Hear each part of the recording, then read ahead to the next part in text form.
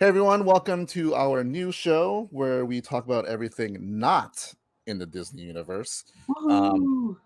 while everyone here at Castle Capes and Clones is a big Disney nerd, we are also nerds about other stuff that doesn't have to do with Disney or the House Other of nerd Max. stuff. Yeah, stuff like Mhm. Star Trek, Harry Potter, Dungeons and Dragons, video games, Masters of the DC. Universe. What was that? DC. Yeah. Well, you took my. I was going to end on DC Oh, because okay. Never mind. and yes, DC Comics. But to keep it on brand a little bit, we're calling this the Multiverse of Nerdness. Of course, after the next Doctor Strange movie, which also the multiverse is it a Marvel thing first? I know DC has a Multiverse? multiverse also, but I don't know if they call it the multiverse. I know that DC calls it the multiverse. Well, And I mean, we could go ultimate nerdy and go beyond that and just use the term, you know, as it is, the theory of the multiverse, Yeah. literally, which apparently is now on the verge of being actually proven. So, yay. ooh. Like in real life, proven. I want to meet my variant. Yeah. No, yeah, I want to meet one who's not fat. I don't know if I'd want to meet my variant. I feel I'd be. What if your variant was a cat? Yeah, See, I now you're like, that would be maybe. fun. now I'm like maybe, but I don't know. I don't know. I have mixed feelings about meeting my variant. Okay. I'm intrigued, but I'd be a little hesitant. I mean, who knows? Maybe it'll be your Yeah. soulmate. Oh, no thanks. Anywho, so yeah, this is our show to talk about everything that's not Disney. Yeah. This won't be a weekly thing, and it's not live unless we get enough people who want us to do it live. Then maybe we'll do it live. Mhm. But we're thinking probably like once a month ish, and we get to talk about and collect news from the month, and then we'll recap everything in one shot. Yeah. But I am your host for this. I am Cousin Rich, and with me is Loren and Hello. friend Thom. Hi. So I thought it fitting that we start with.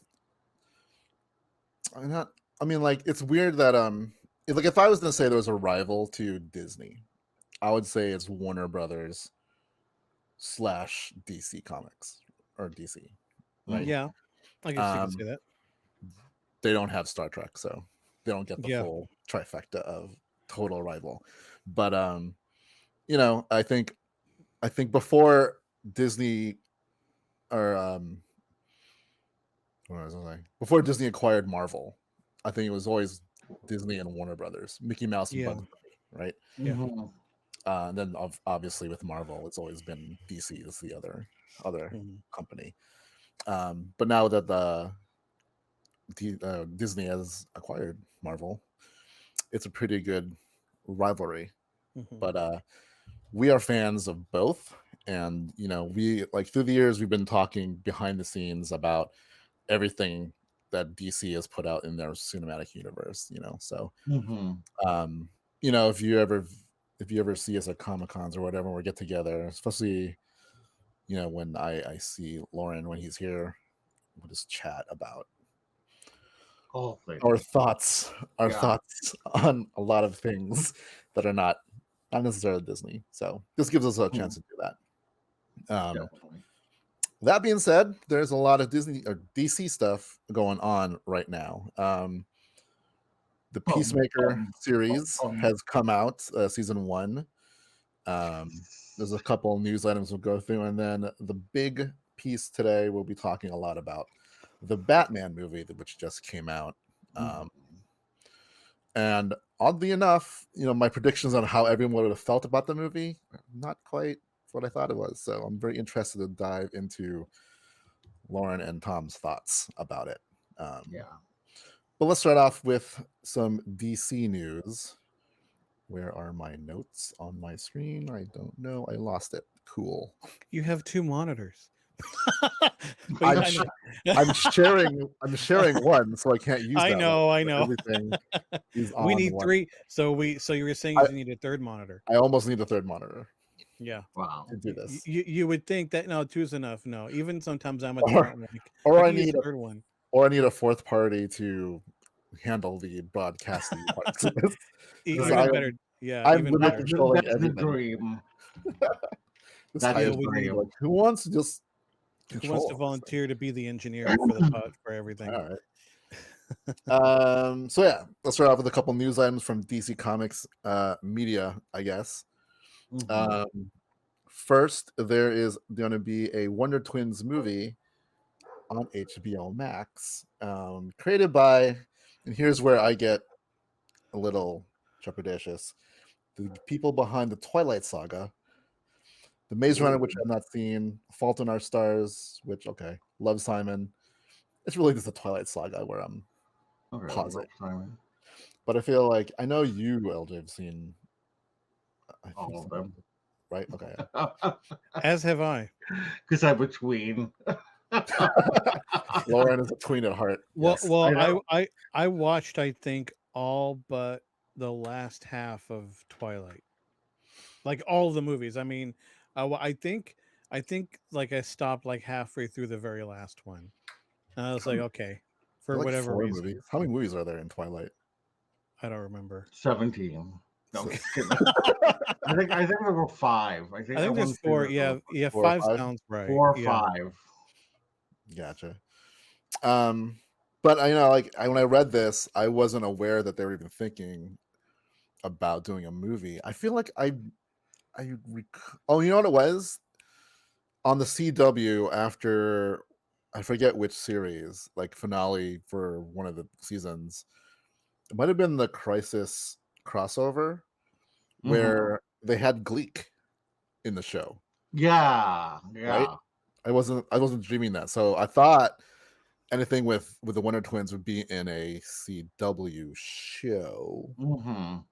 I'm not sure if this movie that they're making is going to be part of the CW universe, the Arrowverse, or if it's going to be its own thing. But as someone who grew up in the 80s and late 70s, the Super Friends were one of my favorite shows as a kid, Saturday morning cartoons. Yeah. And I loved the Wonder Twins, Zan and Jaina. If you're not familiar with the Wonder Twins, do you know who the Wonder Twins are, Tom? I do not.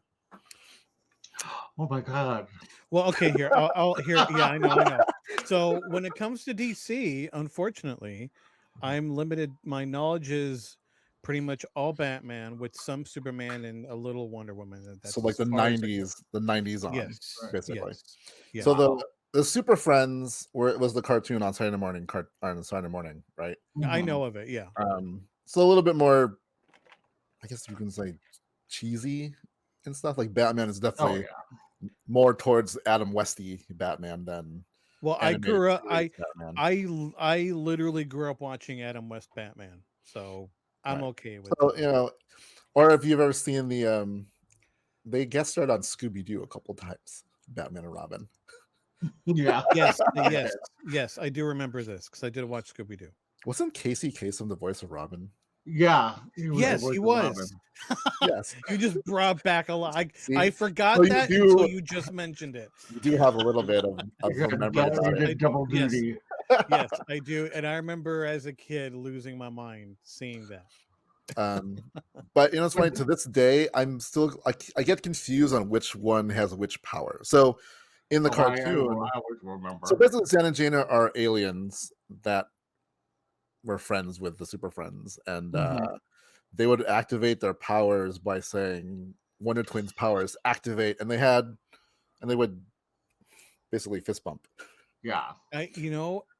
This sounds so familiar to me. So my guess is that I did see at least some of this when I was a kid, but it's just in my subconscious because that little tidbit definitely sounds very Familiar. familiar to me. Yeah. And then Yeah. Jaina would say, shape of a giraffe.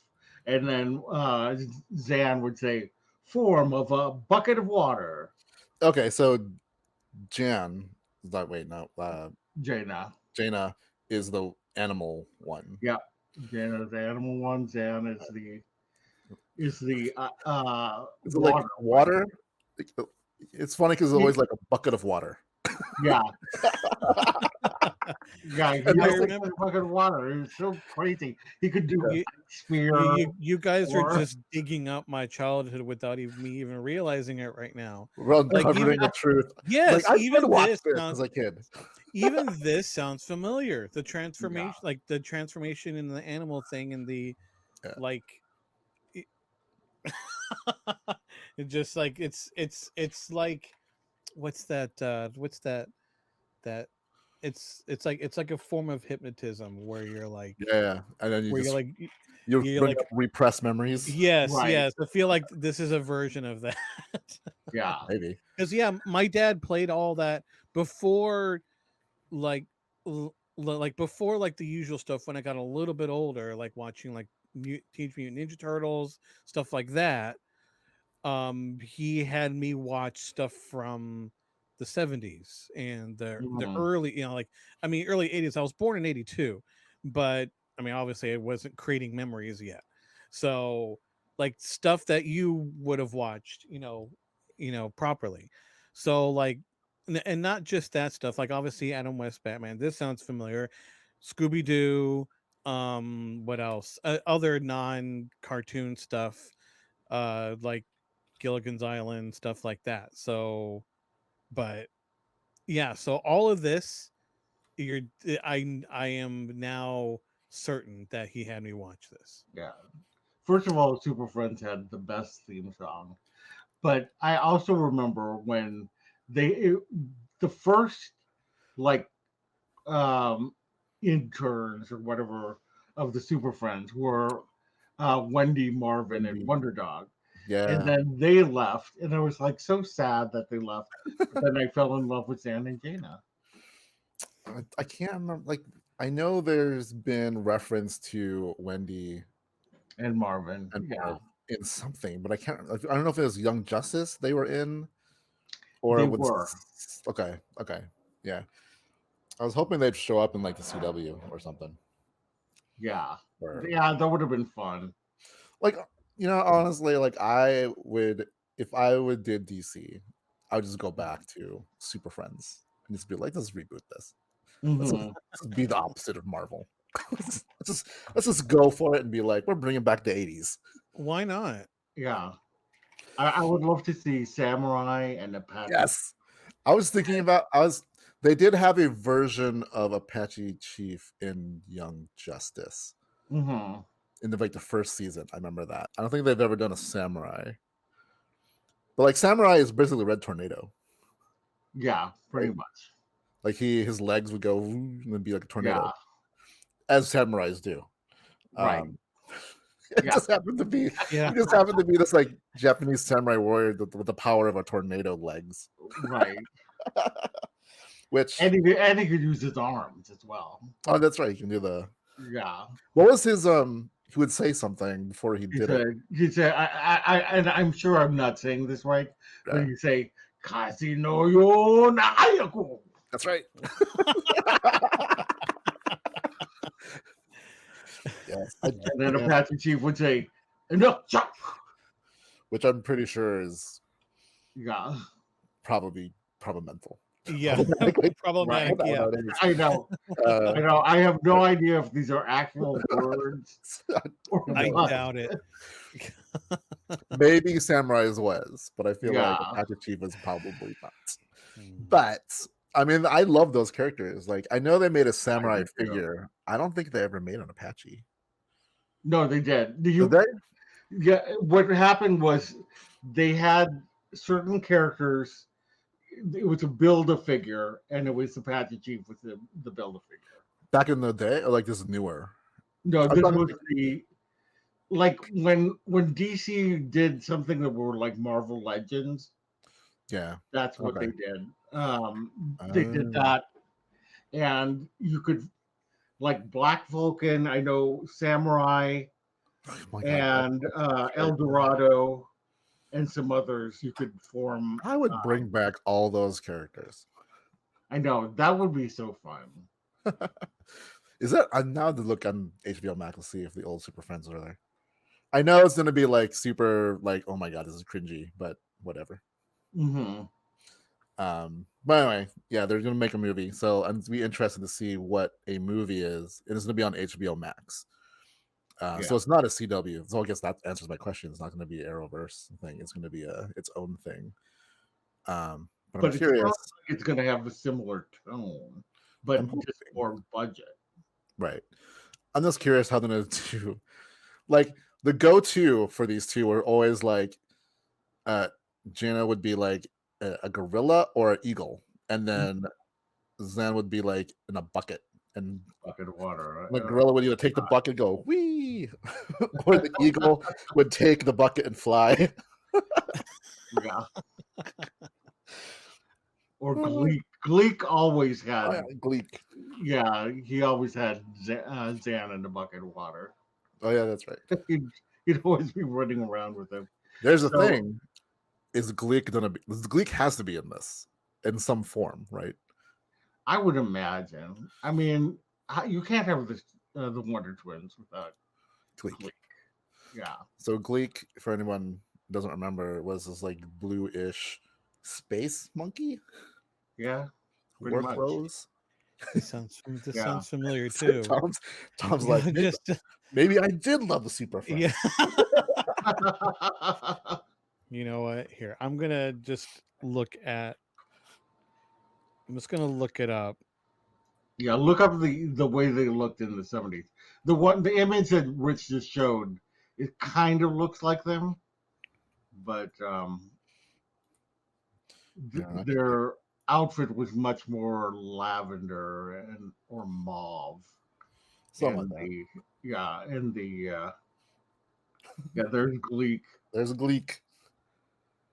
Okay, yeah, I remember that. See? So yes, I did watch this, and it makes perfect sense. Samurai, yeah. I watched this. I can. Like it's obviously just like leftover fragmented memories, but yes, I definitely watched this. Looking it up now. Yeah. Boom. There they are. Yes. Yeah, I remember this. Wonderful powers activate. And then, oh my God, what's his name? Would be the voice of the Super Friends, like the narrator. Yeah, Gary Owen. Cosmic Cow. Right? Was that his little cow guy in that show? Remember, he was like I forget what show it is now. He would be he's like a cartoonist, and he would draw with this puppet. Oh, this sounds familiar too. No. Oh, no. Oh, yeah, you're right. No, that was Ted Knight. Wasn't he the voice? Then yeah, right? Wasn't he the voice? Yeah, he was. I was thinking Gary Owen and him have very similar voice. But yes, you're right. Cosmic Cow. Yeah. What was that? Too Close for Comfort. Too Close for Comfort. Yeah. Or I guess Caddyshack, if so inclined. But yeah, that is Wonder Twins. So I don't know if they said when it's coming out, but I'm super curious about that. Yeah, I will watch it. I'm excited for the Batgirl one. I didn't realize that was coming out on HBO Max. Well, that's right. I totally forgot about the Batgirl movie, which it's already said that Michael Keaton's going to be in it as Batman. So, like the Burton Batman, right? Isn't he in that suit? I know. Wait, like it's hinting at it anyway. yeah. Well, the thing is like we're not sure. I mean, like it's weird because he's going to be in Flash. That's where we know he's definitely going to be the Batman that we know. But we also just know that he's in Batgirl. Yeah. So does that mean that it's the same Batman, or is it going to be kind of like, we're assuming that in Flash is going to be Flashpoint, and there's going to be different, similar to Multiverse of Madness, like this different universes. Yeah. Which, to give credit, DC did in live action, I think, first. Yes. In the Crisis crossover on the CW. I didn't watch any of those shows, but I watched like a lot of clips, mostly because like once I found out that Conroy was playing like for the first time a live action Bruce on there, like an old version, I was like, I need to at least see what he looks like. Like I need to. So I saw clips of him in that. So this is her. See that looks. He looks great. Yeah. This is the more modern costume that she has. Yeah, it's like a cross between that one and the the 60s one, right? The 60s Batman. Yeah. Which was one of my first crushes as a kid. I got to meet her, and she was so sweet. I forget her name though. Oh, that's cool. That's what Yvonne something. Yvonne, yeah, Yvonne Craig. Craig. Yvonne Yeah, Craig. Yeah. Yeah, I got to meet her once, and she was so sweet. Yeah, the costume was really good. So I'm hoping this is good. I am a bigger DC fanboy than I am a Marvel guy, so I'm hoping. Which everyone is always shocked to hear that. It's only because I love that property so much, and I've been disappointed by their outings. Yeah. I mean, I used to be a bigger DC fan. Well, I always went back and forth. Yeah. But for a while, I was a big DC fan. I didn't read a lot of Marvel stuff, but then when DC did New 52, I couldn't read it anymore. Yeah. A few titles I could read, but just as a universe in the whole, I was like, oh, it's just so painful. So I went back to Marvel, and that's where I've been ever since.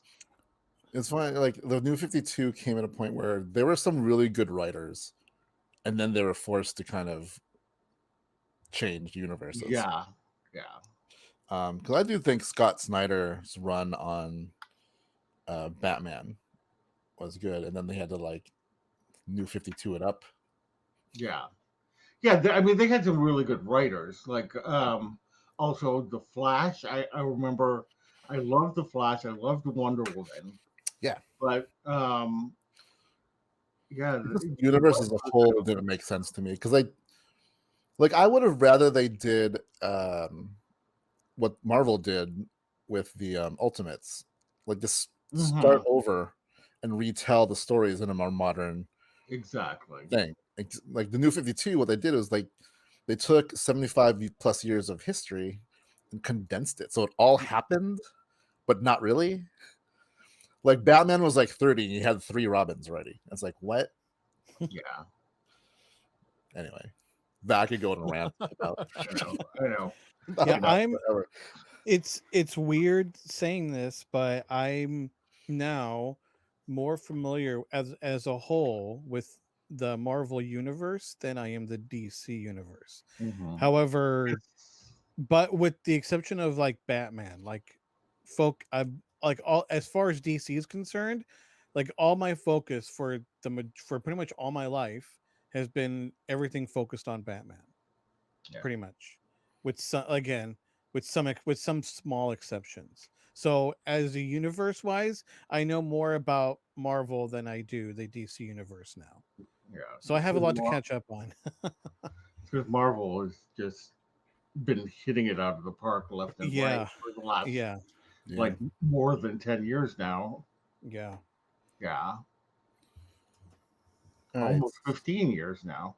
Yeah, I think that sounds that's right. Well, here's the hoping that DC Learn from their mistakes. course Yeah. corrects.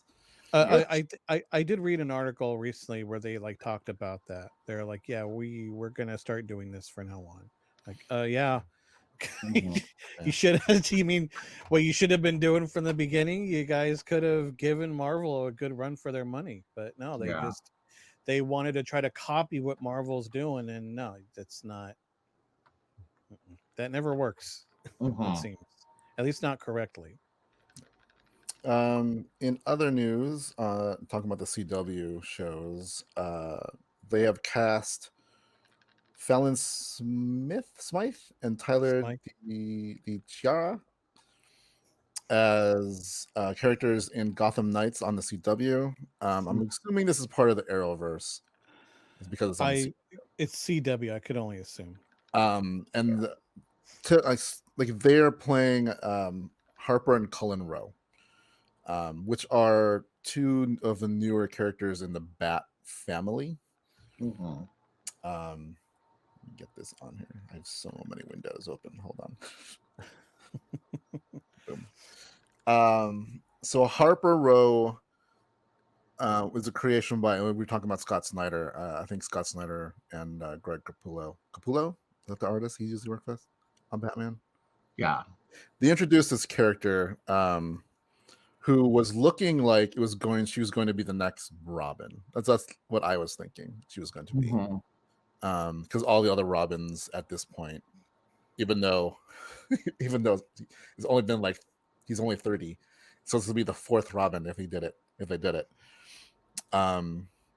But she's like a smart kid, engineering type person that, troubled past. It's almost like an amalgamation of Jason Todd with Tim Drake's brain. Yeah. Right?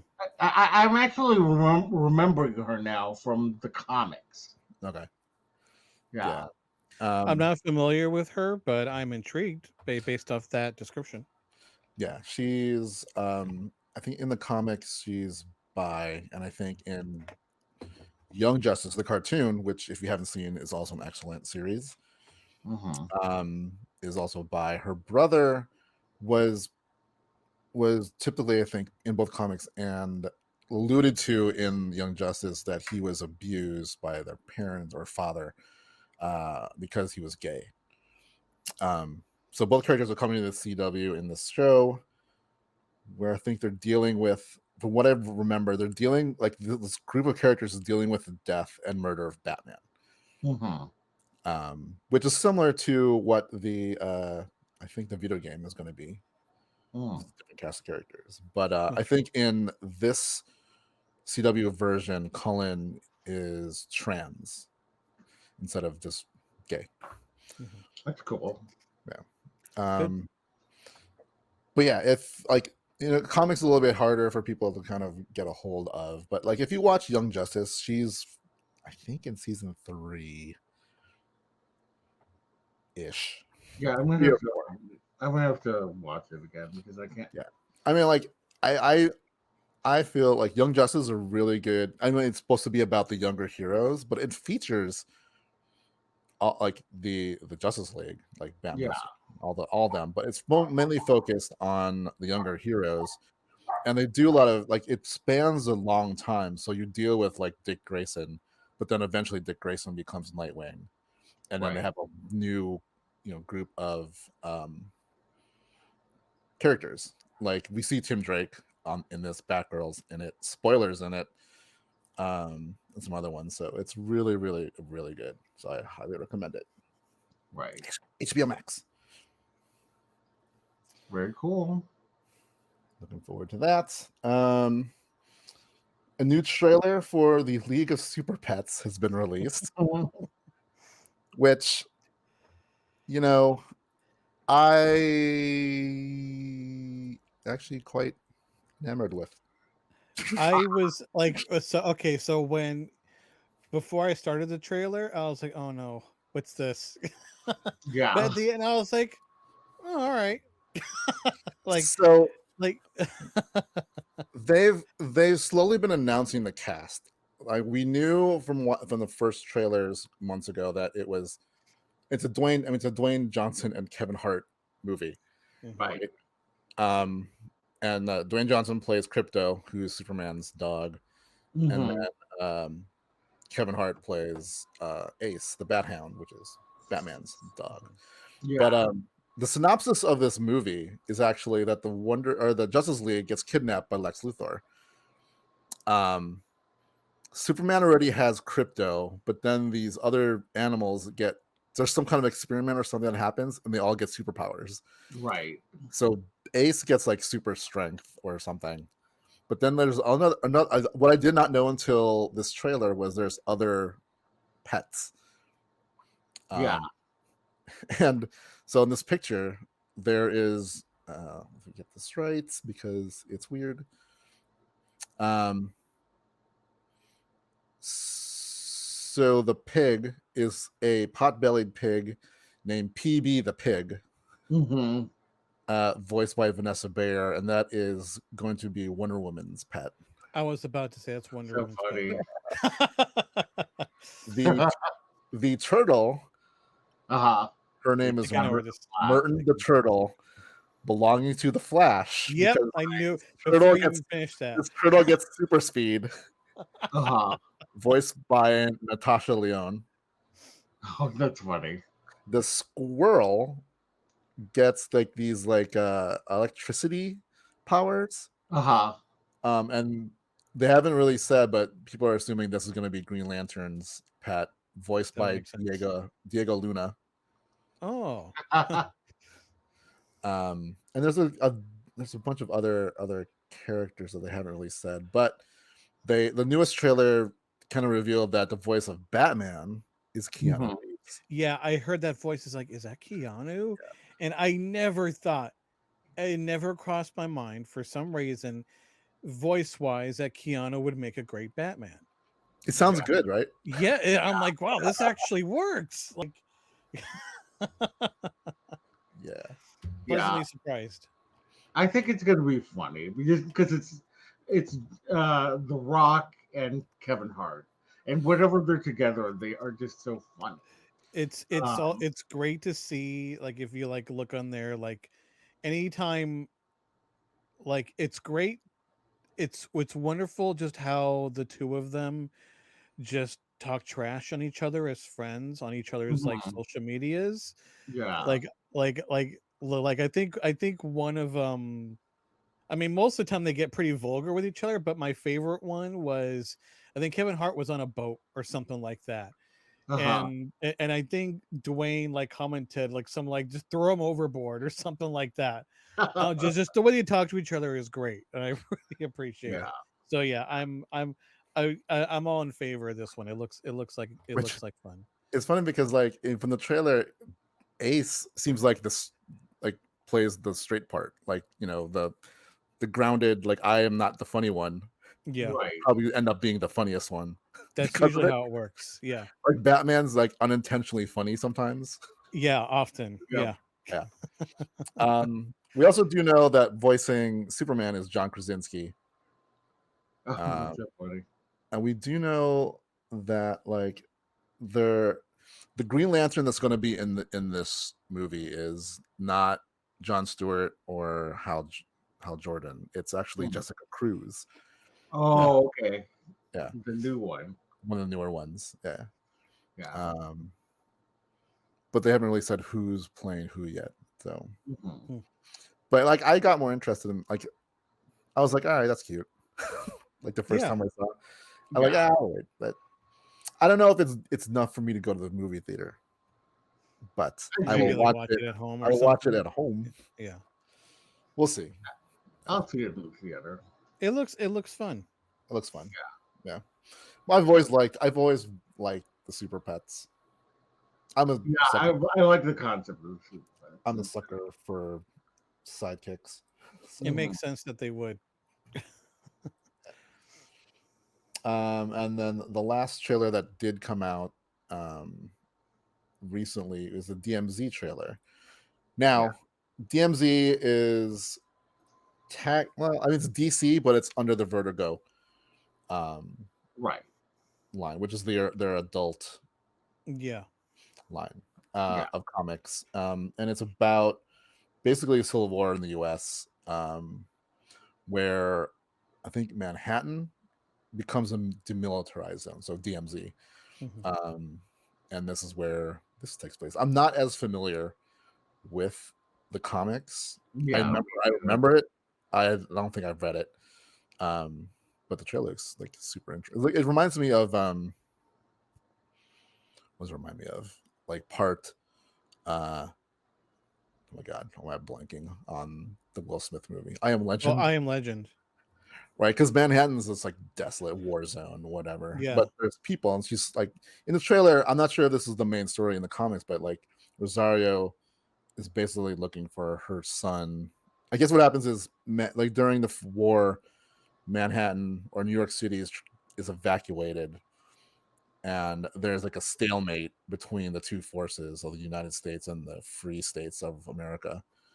And the Manhattan becomes DMZ zone, and I think when she gets evacuated, her son somehow gets left behind, so she's looking for her son.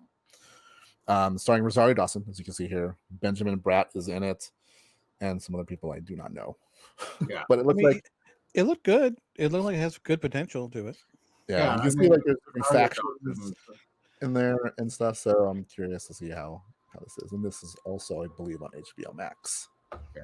I mean, I know it's technically not post-apocalyptic, nor is it just dystopian, but just like the whole idea of just a society kind of crumbling and citizens are kind of left to fend for themselves into varying ways. I'm always a sucker for stuff like that. So and you can't go wrong with Rosario Dawson. no, she's great. She's great. Yeah. So it's great seeing her doing more stuff like this. Yeah, let's say like the first time I saw her, like the only time I saw her, was at Comic-Con. I can't remember which comic she was creating at the time. This is years ago. Do you remember? But it was. I want to say it was an X-Men comic. Was it? I don't remember. I can't remember. But she's definitely well versed in nerd comic lore. I know her uncle worked on the X-Men. Or uncle did? Yeah. I know she was there to specifically. They were promoting a title. Right. Yeah. Now I can't remember what it was. But yeah. So looking forward to that. She's gonna have some cool stuff. I mean, besides this, she's in Ahsoka because she's Ahsoka. So tying all back to Disney. Yeah, it always goes back. Yeah. But yeah. So that was the kind of the other news. Before the Batman came out, this episode was going to be about Peacemaker. Mm-hmm. Let's dive into Peacemaker because Peacemaker is awesome. What were your okay, at this point, I'm gonna just let everyone know we're gonna dive into spoiler territory for both Peacemaker and the Batman after that.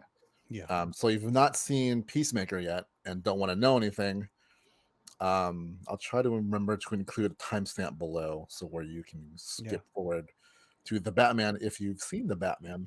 If you've not seen either, come back later. Also, if you haven't seen The Suicide Squad, watch that before watching Peacemaker. Yes. Yeah. We might spoil some of that. Yeah, I was gonna say I actually think we probably will end up spoiling probably have this the Suicide Squad. There's going to be at least one major plot point in the Suicide Squad that we will have to. That is a pretty big spoiler for the Suicide Squad. So if you haven't seen the Suicide Squad or Peacemaker, and then later the Batman, come back after you've seen it. Or like I said, I'll do a timestamp. If you've seen the Batman, which a lot of people did, so maybe skip that to that. But so yeah, Peacemaker. Season 1 done. We know there's a season 2. What are your initial thoughts? We'll start with you, Loren. Loved it. Those are my initial thoughts. I loved it. How about you, Tom? I loved it. But I did, because life stuff was getting in the way. I didn't watch it as it came out, but I binged watched it like the day after the final episode aired. Like I think I started to. It took me a couple of days. But yes, I absolutely loved it. Agreed. It was not to say that I wasn't looking forward to it, because I'm like James Gunn, Peacemaker, okay, but I was like, it can't be like that great because it's about Peacemaker. Yeah. But oh my god, it was like this came out at the same time as Book of Boba Fett, and I was enjoying this more than Book of Boba Fett. Yeah. And that's saying something. Yeah. Right? So, I highly recommend it. Definitely not for kids though. It's the same. I mean, I guess the same thing would go for the Suicide Squad. Yeah. They're both pretty hard R's. You know, when it comes to rating. So, but still, they're so good. And this is my favorite shot. Yeah, that opening opening is so good. I usually when it comes to shows, like you're like, oh, I'll skip the no. This isn't an intro that you skip. It's just part of it. I love that it's interpreted. I just love that it's obviously an interpretive dance. Fun fact, if you haven't known, like, so Alan Tudyk, his wife is the one who choreographed it. Oh, that's so funny. And there is a video of this because Alan Tudyk is the one who first did it on video to show James Gunn. It's so there is a version where Alan Tudyk does this whole dance, and I want to see it. It's funny. It's that brings me back to the second Guardians. I know we're going back to Disney now, but it's James Gunn, so it's okay. So in the opening scene for Guardians 2, where Baby Groot is dancing and they're all fighting that creature in the background, that there's footage of James Gunn just in a room doing Groot's dance by himself. He's like this. He knew exactly how he wanted him to dance. Like you would think, not just something that someone else came up with. So that's how this is related. Like, no, we know exactly how we want this dance to be, and here's just a guy dancing in a room, and that's what they based it off of. Yeah. So funny. So good. I was like, the first time I saw that, I'm just like, what is going on? And why am I intrigued? And why is this the greatest thing ever? Yeah, I love that. I love the very last, how they're just painfully and awkwardly trying to stay still for several seconds. Yeah, the biggest thing that caught me was like, oh my god, they're like stone-faced the whole entire time. Yeah. I was like, this. That's when I realized. I'm like, I love James Gunn, but I'm like, oh my god, he's a genius. Yeah. Right. Like that's it. It solidifies it. Like he's a genius. Amazing. Yeah. I was here. I was okay. So you know that meme. I shared it a few times with Filoni, where it's that person in silhouette doing this to the sky, like they're praising God or something, but it's like Dave Filoni right there. I was gonna make a version of that with James Gunn right there instead. Like, here's a question. Like, in this series, he name drops a couple things where I'm like, I'd never thought they'd make canon or some sort of canon. And number one in my head was when they dropped the name Batmite. Yeah. Like, what? Did they just... Then again, I'm like, but then he did bring Starro to the big screen and made stars out of Polka Dot Man. Well, one, it's Polka Dot Man, or like made you like not only just be like, oh my god, there's Polka Dot Man in here, but then you're like, oh my god, he's an amazing character. Yeah. Like, what are your thoughts about James Gunn's universe versus the Snyder universe, and are they the same universe or are they two very separate things? Like Ben Affleck is not, like, when they're talking about Batman in this show, right? Yeah. Is he talking about Ben Affleck Batman, or like James Gunn's version of Batman. Well, that's the interesting thing because at Yeah. the end of, again, spoilers, everybody, Yeah. but at the end of Peacemaker, you see the the Justice League, or the Super Right. Friends, and you know, and it's actually Jason Momoa and Ezra Miller. Yeah. See them, you know, as a sign of the Snyderverse. I mean, I think it's like James Gunn in the Marvel universe. His universe is very different. It's very different, but it still matches the Yeah. Marvel Right. universe. But it's a different kind of storytelling and a different kind of thing. Right. I think that James Gunn's universe is much more delightful. Yes. Yeah. It's much. It's just light and funny. It's just funny that it's light, even though there's so much violence. Insane. Yeah. Like there's Yeah. like that was the like I'm not even gonna. It's not even a gripe. It's just like because I've been a fan of James Gunn since essentially his Trauma days.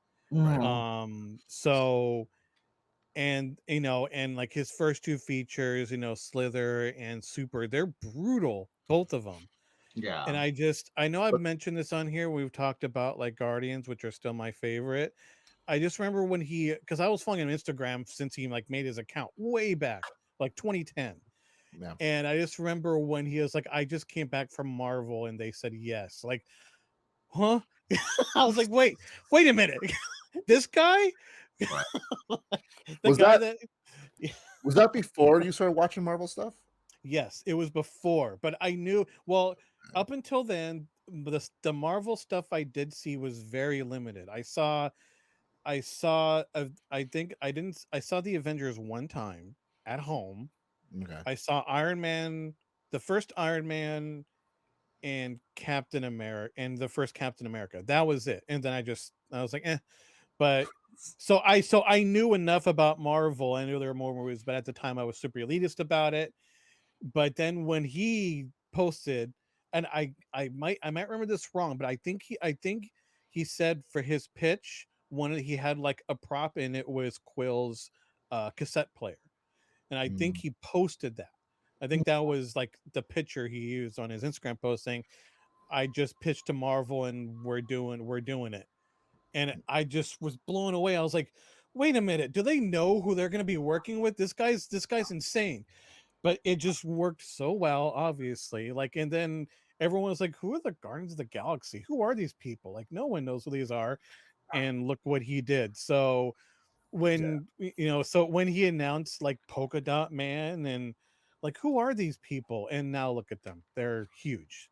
Yep. Yeah. So him being able to make insanely lovable characters out of like characters that nobody knew about before just doesn't surprise me.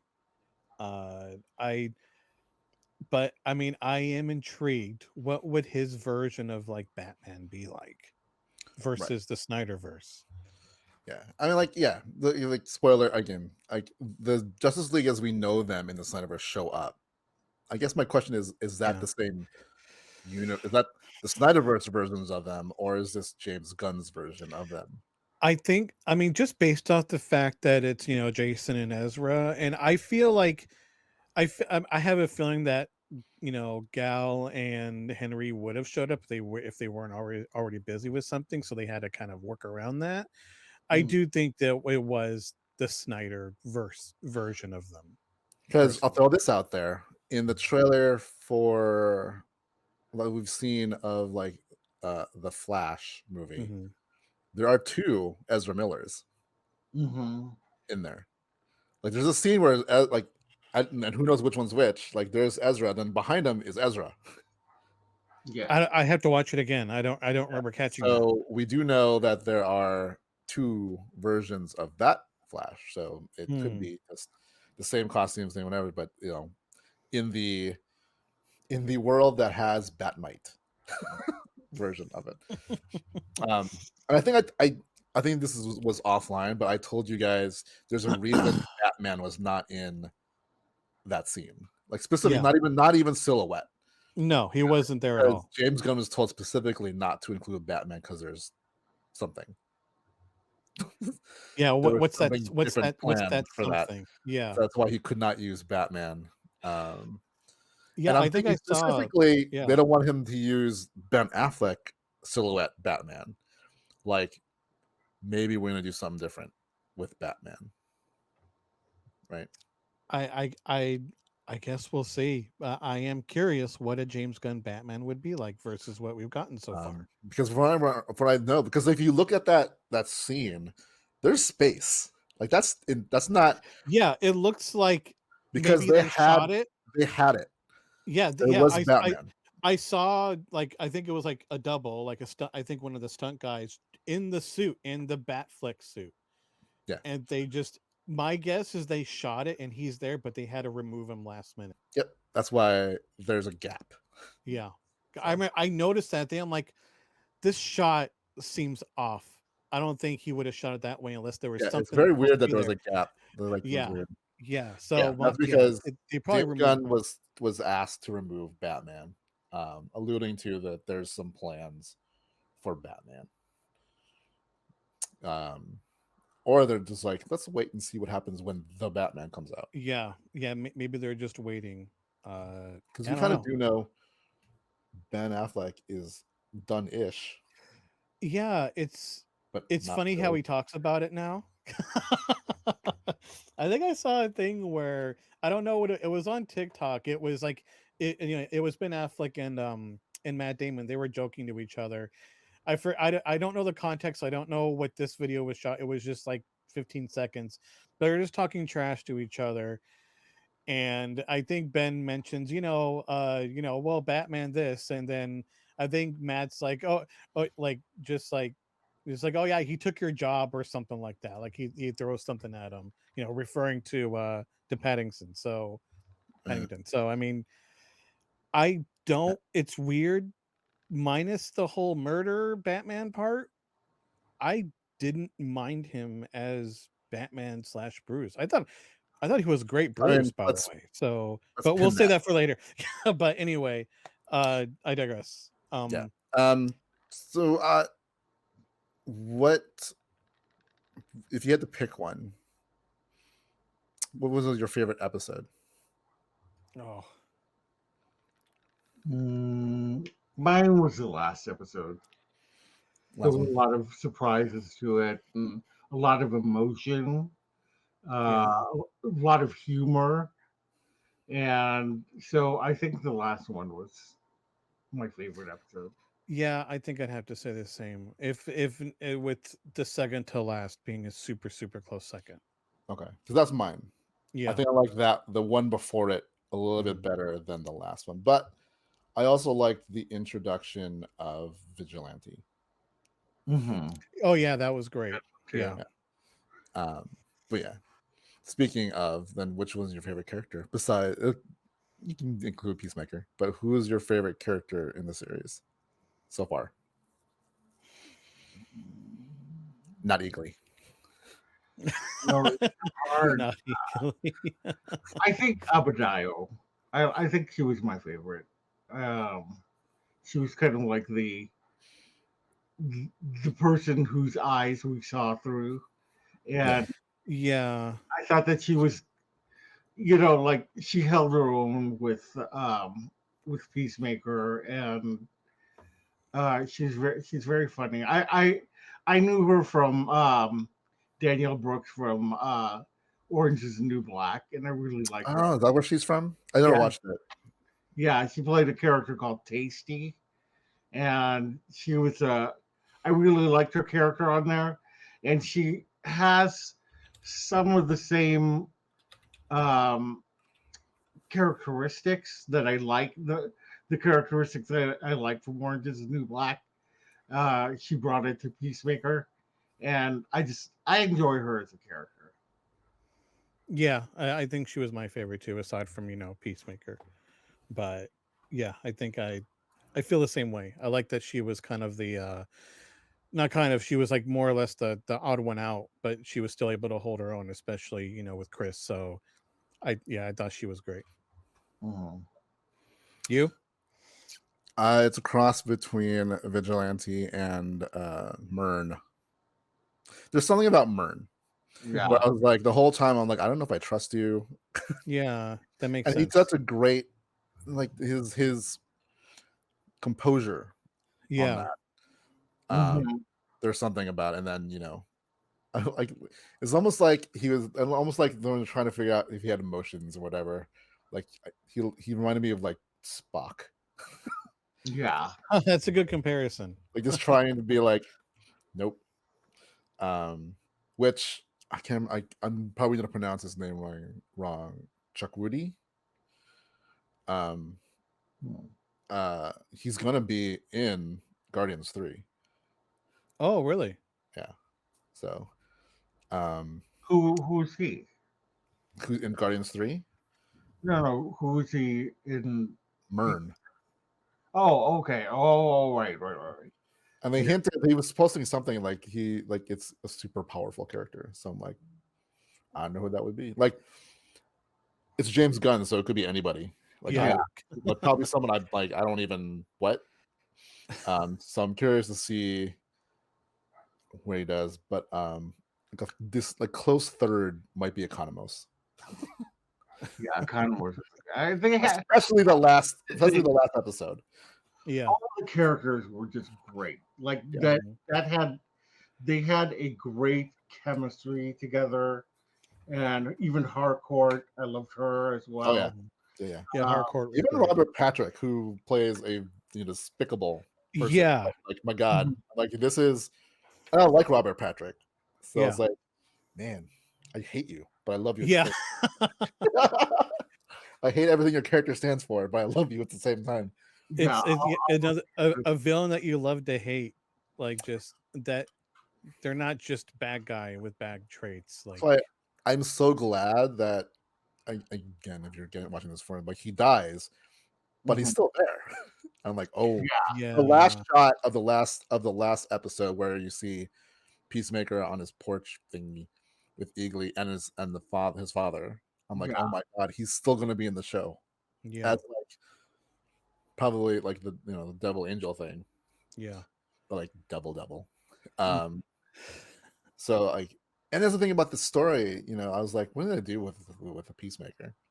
Like, it's him coming to terms with himself and like him killing what's his face in Suicide Squad. Mhm. Flag. Flag, Yeah. right? And that whole line, like Peacemaker, what a joke, What a joke. Yeah. right? Yeah. And how it haunts him. So I don't know where this is gonna go, and the fact that he still has the little butterfly dude. Yeah. Mhm. Although that was the last of the food. So That we That know was that we that know. he Yeah. had. He might have taken some. Who knows? I don't Or know.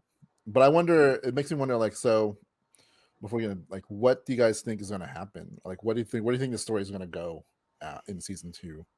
Oh God, I don't even know. I have no idea, but I will say, as I've said this before countless times, in Gunn we trust. So Yeah. whatever he does, I'm, Yeah.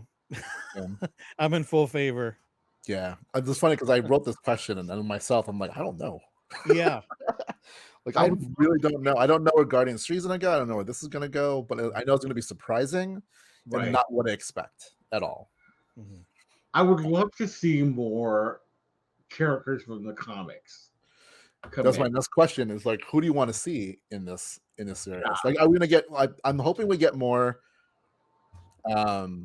between Waller and Abadayo, like that Yeah. relationship. But it almost mirrors Peacemaker and his father. Like, there's Mhm. definitely some parent issues there. Mm-hmm. So I hope to get her in it and maybe another version of Task Force X. Mhm. I'm sure she's pissed. Probably. I would love to see some of the Charleston characters that Peacemaker. He's from the Charleston Right. universe, and then DC bought Charleston. So it's Blue Beetle, what's her name? Nightshade, The Question. Um, who else is from that universe? There's a whole bunch. I know those three, but that would be interesting to see them in it because they're and have them in their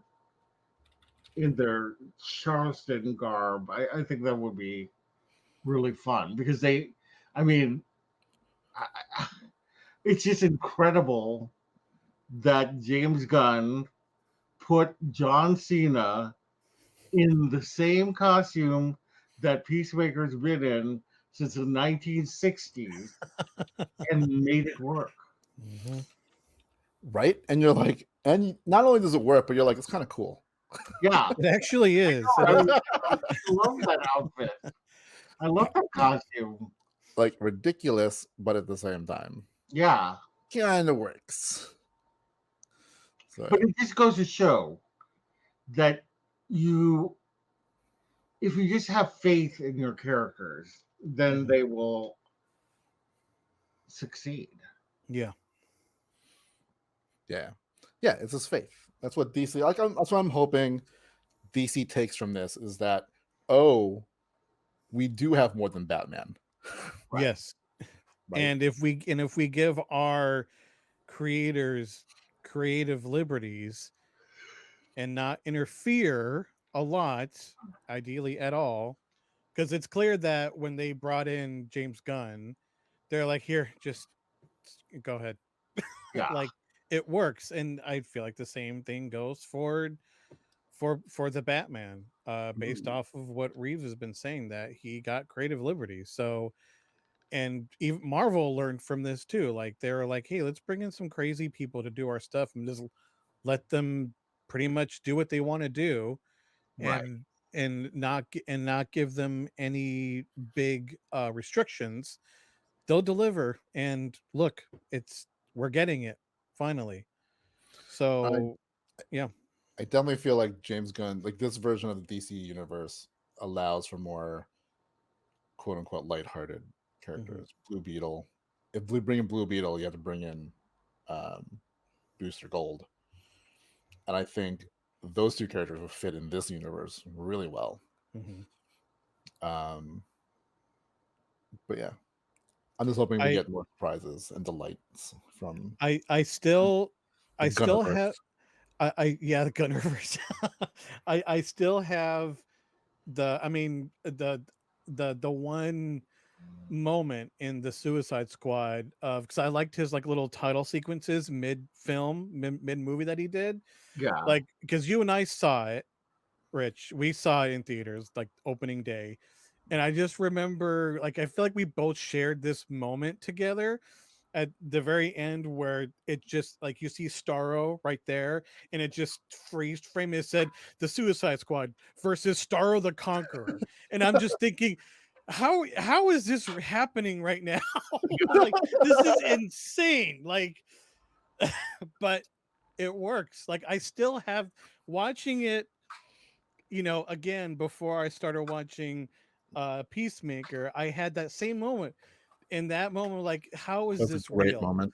Yeah, just like this is absolutely bat-esque crazy. Like that, this is a moment in this movie that we're actually getting this, and it works so well. Yeah. Like I remember you telling me, like, I didn't even think we would ever get Starro in a live action movie ever. No, because it's a big Yeah. starfish. Yeah. And to add on to all of that insanity, which is why I love Gunn so much, is with all the craziness and humor that he does, he still can throw in a lot of heart and Yeah. deep emotion to all that. At the very end, when they kill Starro, you feel bad, really bad. Yeah. Like, just like I was happy floating amongst the stars. Like, Yeah. like damn And it, that's the thing, like James. DC. The thing about the DC heroes is that there's a lot of heart in the DC heroes. Like, yeah. for me, when I was growing up, Marvel versus DC was Marvel. Like the Avengers, to me, those characters, the Avengers was their job. They were just, this is our team that we just go out and do what we need to do. But then at the end of the day, we just go our separate ways and do whatever Yeah. until we're called again. The DC Justice League always felt like family. Yeah. You know, like there's genuine care for one another, which is what you kind of get in the MCU version of the Avengers. Yeah. Um, and I don't get that definitely from the Justice League.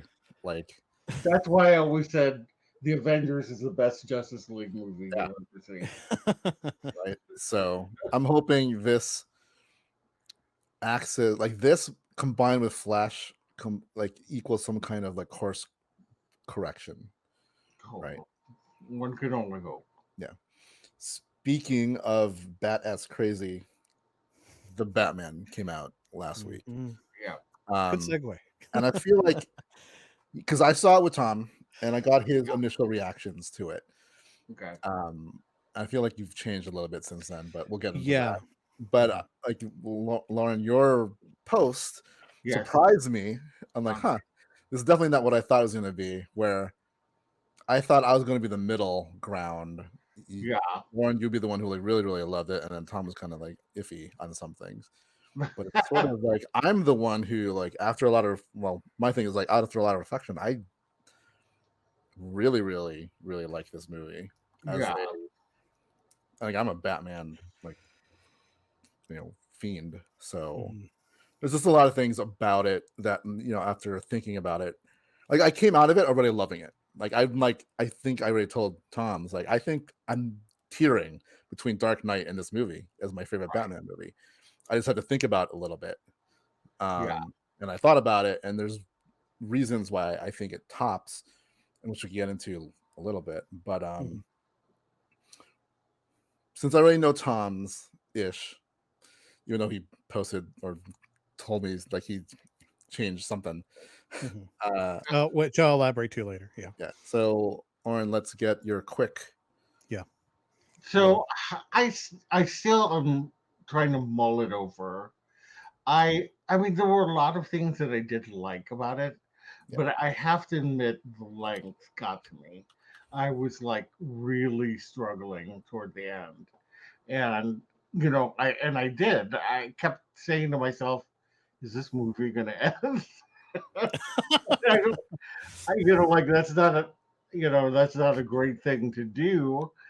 But I just thought that there was like 30 minutes of the film that they could have cut out, and I would have been happier. But there was a lot that I liked, so I'm looking forward to deep diving into that. Right on. Tom?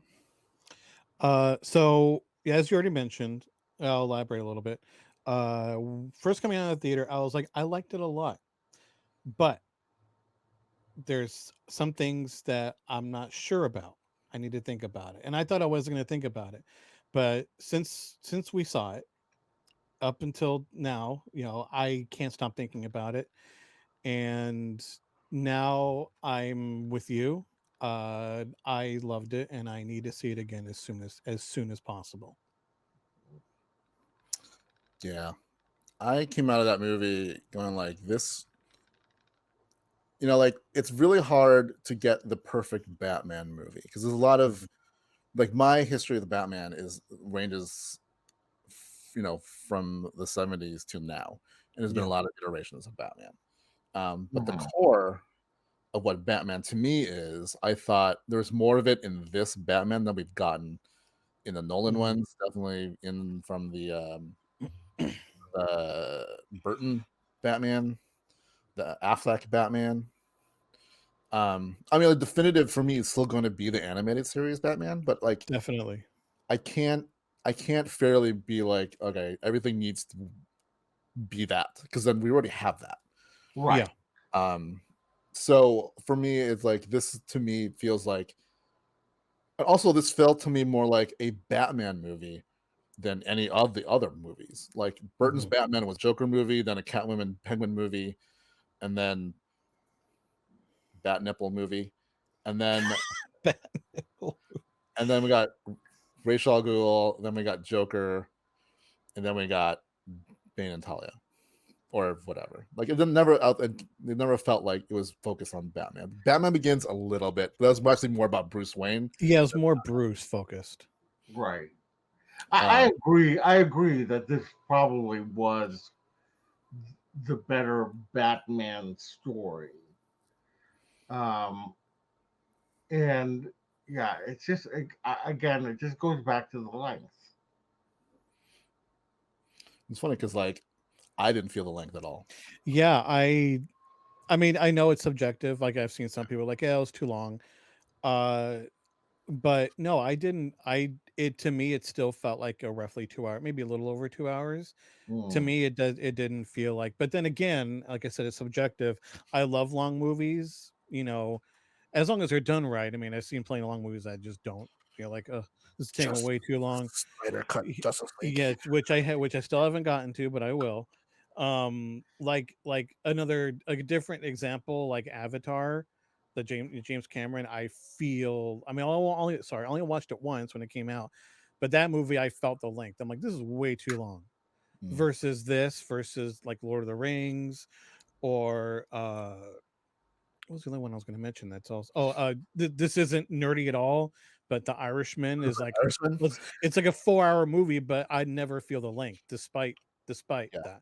So but I mean, I'm glad it was 3 hours because I feel like if it was 2 hours, maybe like 2:15, It would have been. I feel like it would have been too, but they would still try to fit everything. Like I feel like it would have just felt like, okay, here we go, hurry. I like that it took its time, which I It needed that appreciate. time to really unravel what was going on in the plot. Yeah, because there's a lot going on. There's a lot going on. Like, I've been watching a bunch of deep dives into it, and there's a lot of stuff where I'm like, oh my god, how do I mean, hindsight 2020, right? The clues to Riddler's plot is there from the beginning. Yeah. I mean, I'm just like, oh, yeah. I was treating it like, okay, this is a mystery to solve and blah blah blah blah blah. But this really wasn't what Riddler's thing was. It wasn't a mystery. It was, and we can get into it a little bit. But yeah, I just feel like it was. For me, I'm weird enough to say, like, I probably could have used another 20 minutes of. And this is where my gripe falls in. Not enough Alfred. I was about to say, I was like, he's thinking about Alfred because we didn't get enough of him because I was curious because I love Michael Caine's Alfred a lot for live action Alfred. He's probably my favorite, but Andy's Alfred, for as little as we got, I'm like, can we get more of him, please? I agree. Like an extra 20 minutes so we get more Alfred screen time. Absolutely. Yeah. Like he was great. I got teary eyed more than once in this movie. So especially that, again, spoilers, you have a thing on the bottom. Yeah, at pretty much near the end, like when he makes that connection with him at the end, I very much appreciated. Yeah. Uh I just wish it's there was more of it to feel more of an impact on that one. Yeah. I could have used. I mean, maybe he shot more. Maybe we'll get a director's cut where there's like an extra 10 minutes of Alfred. Who knows at this point? Someone posted about it and said, like, I didn't mind the length because then that stops everyone going like, give us the Reeves cut. Yeah, that's right. The Reeves. Yeah, that whole give us the uncut cut, whatever version. I think that's Yeah. very much it. Like, Yeah. I'm sure there'll be some deleted stuff and whatever. Yeah. I mean, just throwing in a couple of deleted scenes, I'm okay with, but I do feel like considering what he's going for with this Batman, I'm perfectly okay with the length. And I didn't feel the length at all. And I know this is part of some of your criticisms of it, but the Bruce Batman and Robert Pattinson. Yeah. What did you guys think of his Batman? And what do you guys think of his Bruce? Well, like I said in my Facebook post, I thought that he was great as Batman, but I did not get him as Bruce. Like I didn't think that he was a good Bruce. I thought have he was so a much great to say. Batman though, like, you know, and so I'm interested to see what your opinions are. Mhm. Um, want me to go? Or you want to go, Tom? If it's is it okay if I go? Because I'm curious to know if you feel the same way. Okay. So I felt so Lauren, I felt the same way you did at first, Mm-hmm. but then I started thinking about it. And what Rich told me that night after after we left, Can't remember what I said. yeah, But I it's a thought lot. about what you said, and then I started reading. I have not far, but I started reading Hush, which you Oh, gave, which you gave me, and I'm like, okay, but I really like even beyond that, I really started thinking about it, and I I also feel live action wise. I mean, I'm with both of you on who is the definitive Batman, and it's the animated. For me, it's a combination of the animated series from when I was a kid and the Arkhamverse, the four games we got, and they're pretty much related anyway. Like the voices are more or less the same and all that.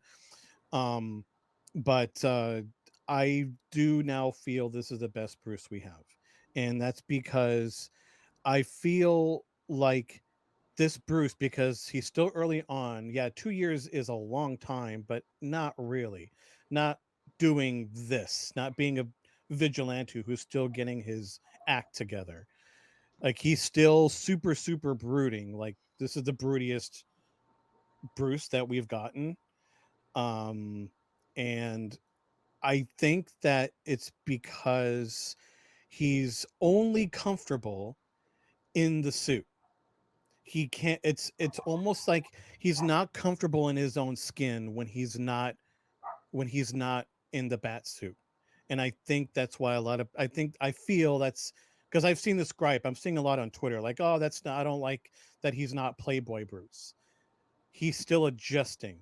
He's still I feel like we start at the way the film ends, he gets that glimmer of hope, like, oh yeah, this is why I do it. Because throughout the film, up until the end, even he is like, I don't know why I'm doing this. I don't think I'm making a difference at all. yep. Which in a way he's kind of not. But at the end, especially that moment at the very end when he's holding the hand of one of the people he just saved as she's being lifted up in the chopper, and that look he has, I feel like he's now realizing why he's doing it. And I think that we will get our Playboy Bruce persona because he's learning. But I feel like he's the version of Bruce we have right now is he's not comfortable in his own skin. He's only comfortable as the Batman, and he hasn't adjusted yet. Like he's not even nice. He's barely nice to Alfred, like his only family that he has. Right. And at the end, like he makes that connection. Like, yeah, granted, like you said, would have been nice if we got more of that. So we got it. We would have gotten a bigger payoff. But thinking about it more and more, I feel like he's still adjusting at the end. This is Batman year 2. Yeah. So he's only been doing this for a year. Mhm. And you get after like this weekend, because I like really want to watch it again. I watched Batman Year One. I watched The Long Halloween, and I watched Hush, Mhm. the animated, right? And you get to feel like this is Bruce before he learns to be Bruce, Yeah. because that Bruce died at age 10. Yeah.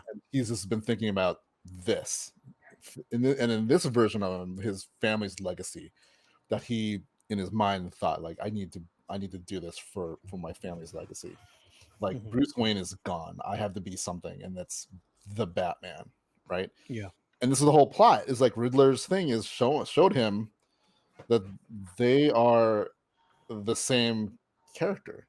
Mhm. Until the moment where the one Riddler disciple is like, I am vengeance, which is Yeah. what he said in the beginning. Yeah.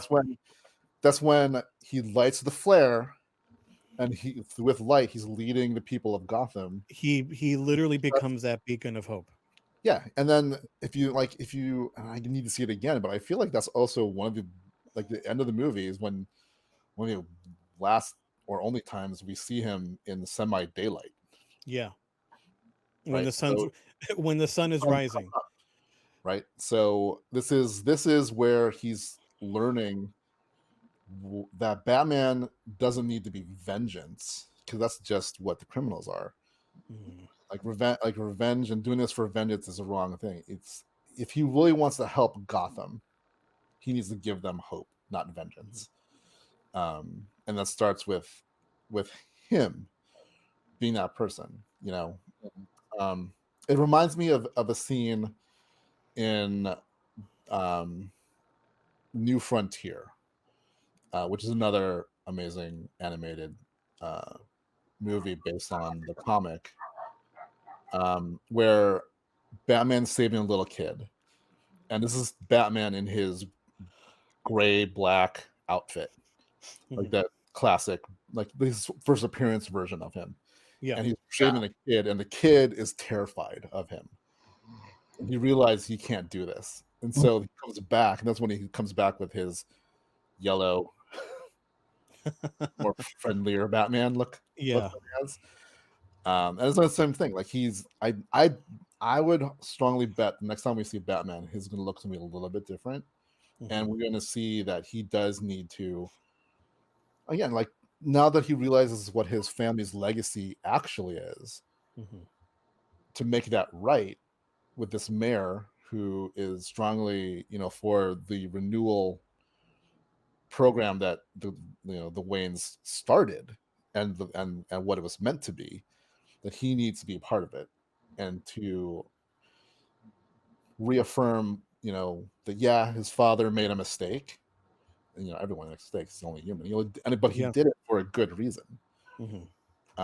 That he can only make up for that, and then really that's how he builds his family's legacy, Yeah. while still helping Gotham the way Batman helps Gotham. So that's Mhm. why I feel like his Bruce is like, a good Bruce for year 2. Yeah. Ben Okay. Affleck, I feel like, is the better, a good Bruce for Older Bruce. older Bruce. Yeah. Um, and like the Playboy one, it's like, I feel like it's always been an afterthought in the Burton and the Nolan films. Like, sure, Mhm. they had parts of it, but it wasn't quite like, again, like animated series. I think they did it really well. Yeah. Um, but they had more. I mean, they had seasons to do that, and it's They had hard. plenty of time. It's hard to kind of play both sides of Batman, uh, if the story doesn't involve something that requires him to be outside of the suit. If that makes any sense. Yeah. Yep. Absolutely. It makes, like you said, Bruce died when he was 10. He's gone. So he needs time to adjust. And now he has a reason to make that adjust, at least start that adjustment. Now he knows. And as for Batman, like, yeah, I think he's probably one of the better ones, especially the fact that he felt more like, and it could be, some of the director's choices before him, how the fighting was. Obviously, in the Burton one, it was a full-on rubber suit, and he had like little movement, so he couldn't be as flexible. Couldn't even Right. turn his head. But then Right. Nolan's Batman, like, he didn't know how to do action, so he just had everything close quarters and quick cuts, and you Yeah. couldn't see what was going on. Mhm. Right. Some of the best parts of the Affleck Batman were some of the things where you see him moving like Batman, Yeah. and we Yeah. got more of that in this, but we also got Detective Batman in this. Which is great because you and I've talked about, like, yeah, we like this stuff from these other movies, but we don't see him being the world's greatest detective enough. Like, they try, like in Yeah. Nolan's, they did the They get whole some. bullet thing, Yeah. and then I remember in like Burton's Batman, he's just like, I figured it out. It's if you mix deodorant with hairspray and something like that. If you like watch that again, none of that made sense. Yeah. Like, wait, well, How did you come up with that? what it was like, like the ridiculousness, as much as I love it, of Batman and Robin answering the Riddler's riddles in the 60s. Like, Yeah. his riddles made no sense, and then they answer it, and he's like, "Oh yeah, it's this." Like, what? Like that doesn't make any sense. All right, whatever. Let's just keep.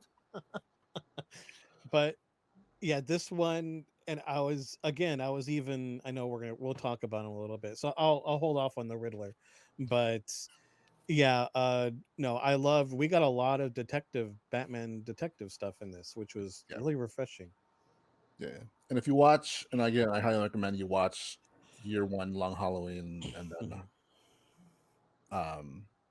Death in the Family, and then Hush, and then Under the Red Hood in that order. Okay. But like Year One of Batman, like the animated series, like he knows himself. He's like, man, I'm stupid. I need to get better. I need to get better at this detective stuff. So he's like there. You can tell he's thinking, and that's the thing about like Robert's portrayal in the suit. I feel like he emotes a lot in that suit, Yeah, he almost does. kind of like like watching The Mandalorian. Just the way they have it, and even though he's in a mask, and you can't even see his eyes in the Mandalorian, but you Yeah, can tell what's going on there. Yeah. yeah, Right. yeah. It's very similar, and he's. A lot of people were making fun of him, like, what? Why the guy? Like the guy from the Twilight's gonna be that's not gonna work. Like, okay, have you I guys seen mean, him in anything else? He's that's really the same good. thing. When Michael Keaton was announced as Batman, people were like Mr. Mom, Yeah, Yeah. Mr. Mom. Yeah, and it's then just like, I got that. So like whatever. I had no reservations. Like we'll see what he can do. yeah. I thought he did a really really good job. Mhm. You touched on a little bit about Alfred. I'm just curious what Lauren your take was on Alfred. In Yeah. this. Yeah. Alfred. I mean, I liked Anti Circus. I always like Anti Circus, and I felt like he played him similarly to like what's his name? Oh my God, why can't I think of his name? From Nolan or from Snyder. Irons? Jeremy Irons? Huh. Yeah, Yeah, Scar. I Yeah. thought he played him similarly to Jeremy. I mean, yeah, I did like Jeremy Irons, Alfred too. By the way. I did like. I Mhm. think like most Alfreds, even Michael Go. Yeah. Yeah, all of them. There They hasn't were. really we haven't really had a bad Alfred. Yeah, Season. I don't have anything Yeah. bad to say about him. I just You wish there was more of them. That's what Yeah. I want. Yeah, I mean, yeah, exactly. I mean, I do kind of like my Alfred more like the, the classic Classic butler. Alfred. I mean, But like but I again, don't animated dislike series this one. is like the quintessential. Yeah. Yeah, Yeah. But I think this is what I think this is something that I think Scott Snyder introduced was more of a Alfred that was, this he was like a military something, and it was hired kind of like as bodyguard to the Wayne, Mhm. Yeah. and he's the one who taught even like in and this is something weird as being a Batman person. I didn't really watch Gotham, but like their I version did. of Alfred was that guy too. He was more like Yeah. tough as nails kind of dude. Mhm. He's the one who taught Bruce how to be a fighter and whatever. I Um, liked I like that Gotham Alfred a lot. guy. Yeah, I didn't see Did a lot of it, but I liked him definitely. Yeah, there was a lot of things in Gotham that I loved. Lauren, how much did you watch any Gotham out of curiosity? A little bit, a little A little bit. Like bit. from the beginning. I watched quite a bit of it. I tapped out after like the third season when it got like really ridiculous. I'm like, all right, here we go. Yeah. But but I mean, it was already ridiculous to begin with. But like up until now, that was my favorite live action Penguin. I mean, granted, we haven't had that many of them. Hmm. Uh, Yeah, I liked like him as Penguin. yeah, I liked Edward slash he is not Riddler yet, not until the end. But I liked Edward. I liked Nigma in it. I loved Lucius when he showed up. There was you probably haven't seen this. I forgot which season it was. There's little backstory just before we move on. There's a little moment that I loved. So Edward, he worked for in Gotham. He worked for the Gotham City PD. He was like one of the forensic guys, and he throws out a riddle to like Gordon and Harvey Bullock, and they're like, we don't know what you're talking about, but Lucius is standing right there, and he answers it right away, like just like that. And Edward's like, who are you? He's like, I'm Lucius. Like and I love that little moment. I'm like, yeah, that would make sense. So Yeah. it reminds me. I mean, it's not on here. I'm like, oh wait, okay. So I won't say this until later on because it's related to this. I think I know what you're talking about. But yeah, but yeah, more Alfred next time. In this one, Jeffrey Wright plays Gordon, Mhm. also, quintessential to the Batman lore. Mhm. And in the past, like I loved Gary Oldman. Yeah, I think with the 3 movies that Nolan did, the relationship between Batman and Gordon wasn't really there. yeah, And this movie is like right there. yeah, They have a history, and it's that's why I like that they started with year 2, so we didn't have to go through it. We just like, all right, they're working together. But if you want to dive into year 1, they do form. They start their relationship really early in the yeah. thing. But what did you guys think of Jeffrey Wright's Gordon and his role in the Batman? I loved him. I thought that he was great.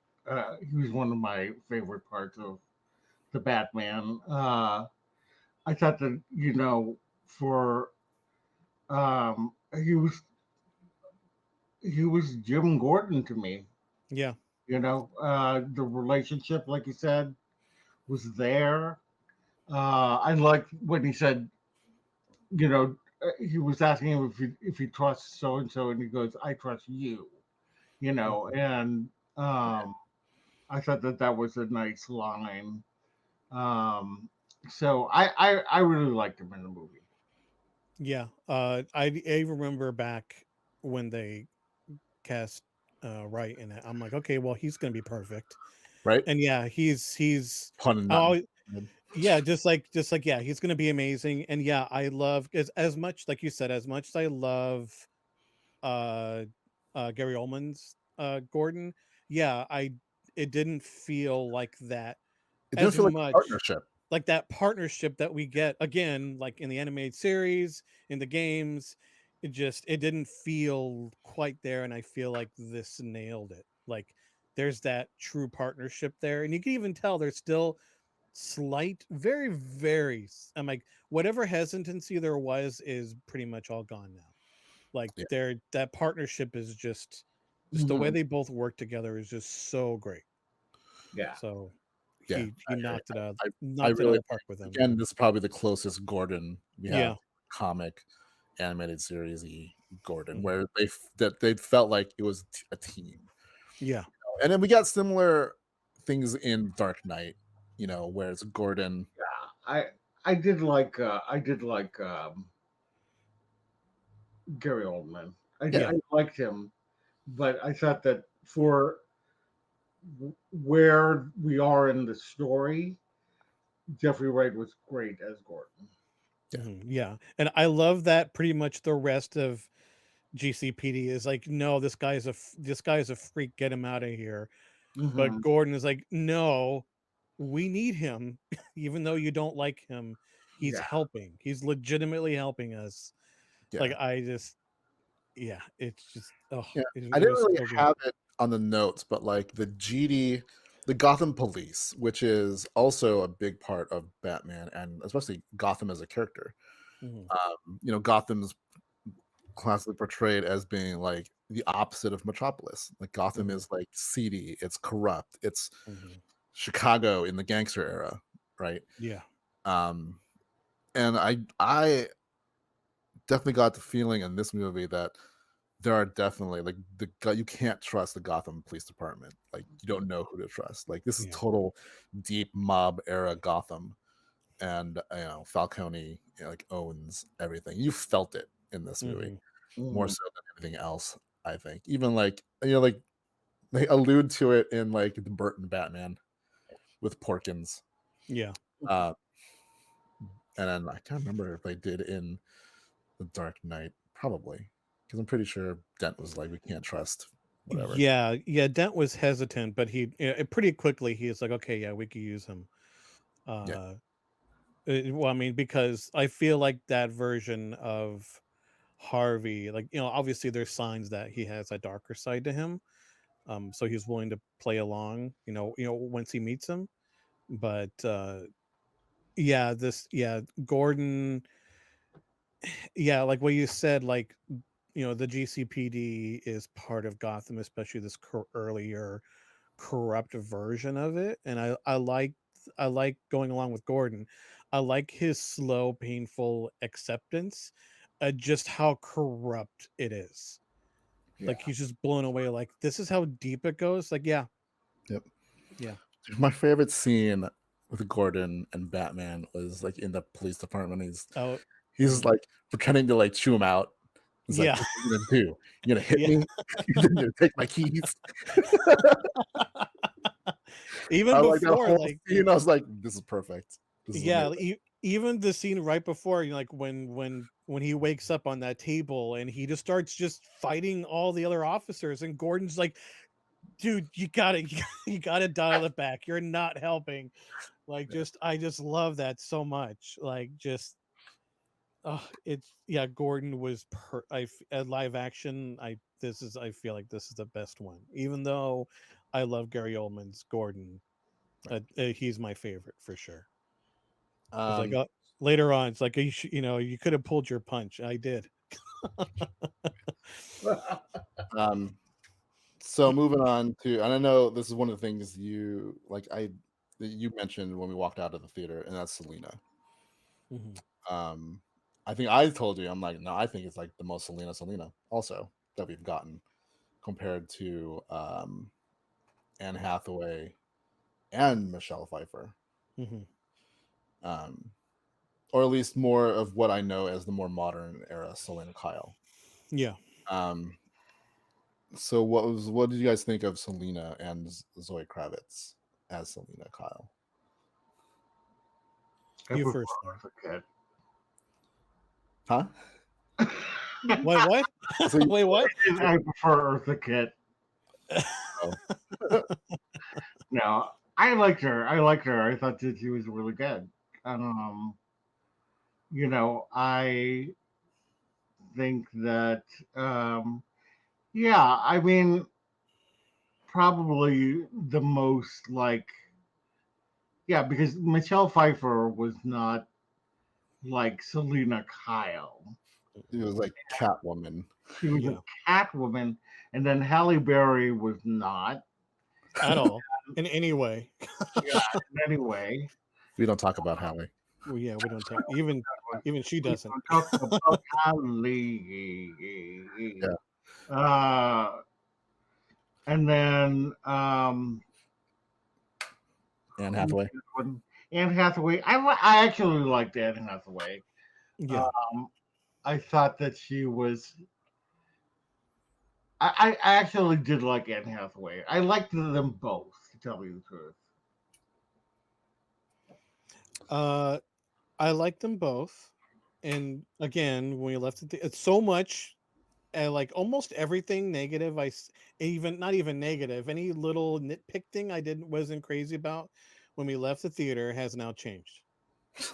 Pretty much, like thinking about it more and more.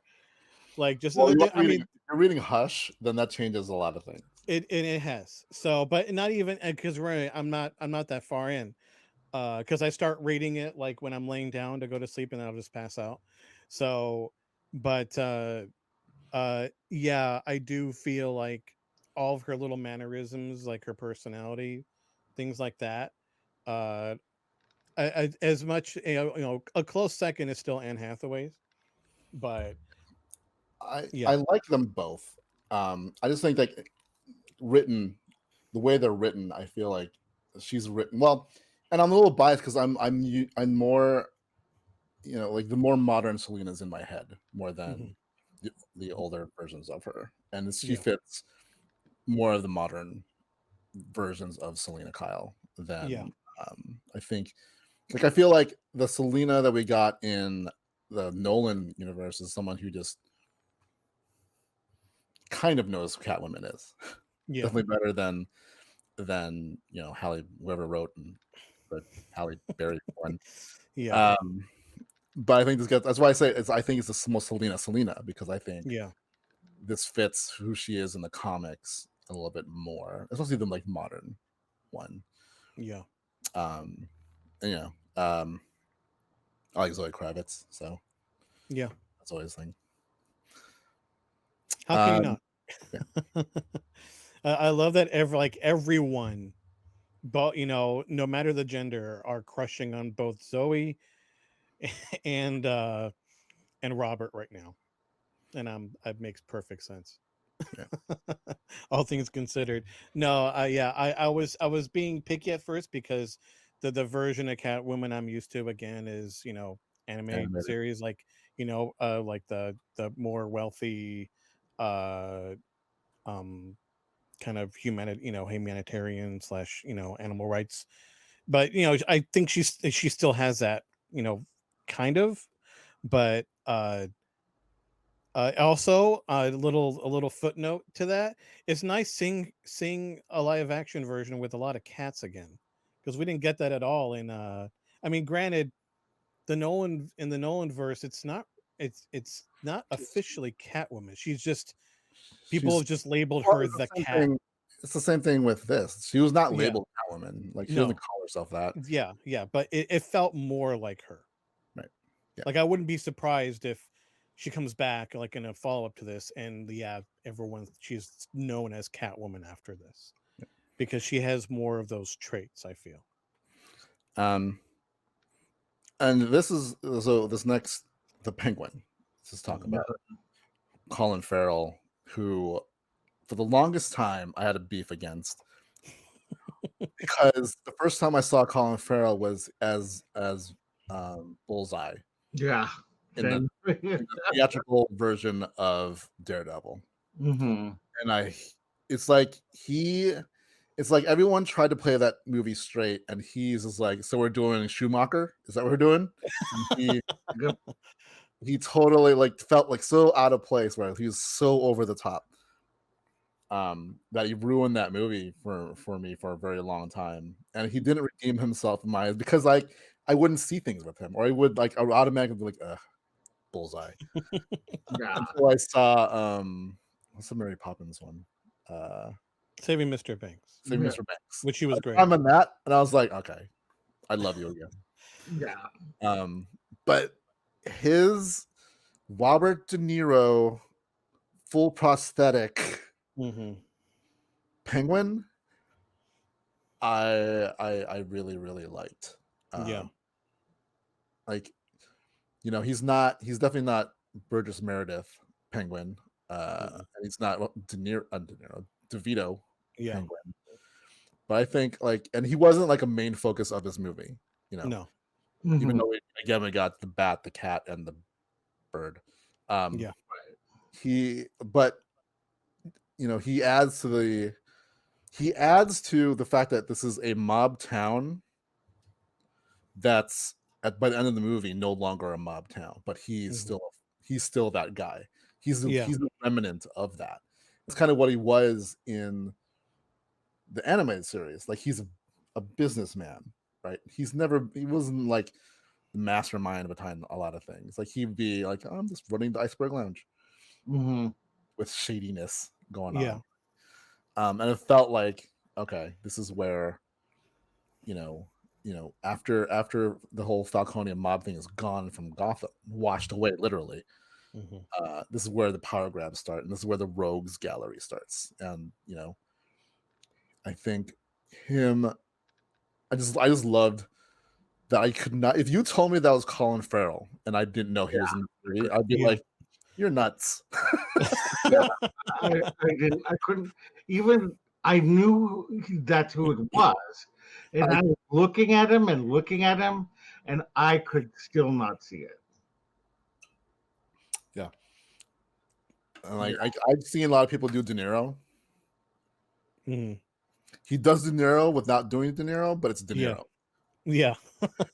Yeah, he pretty much did like Goodfellas, Mean Streets, De Niro, pretty much, which I'm okay with.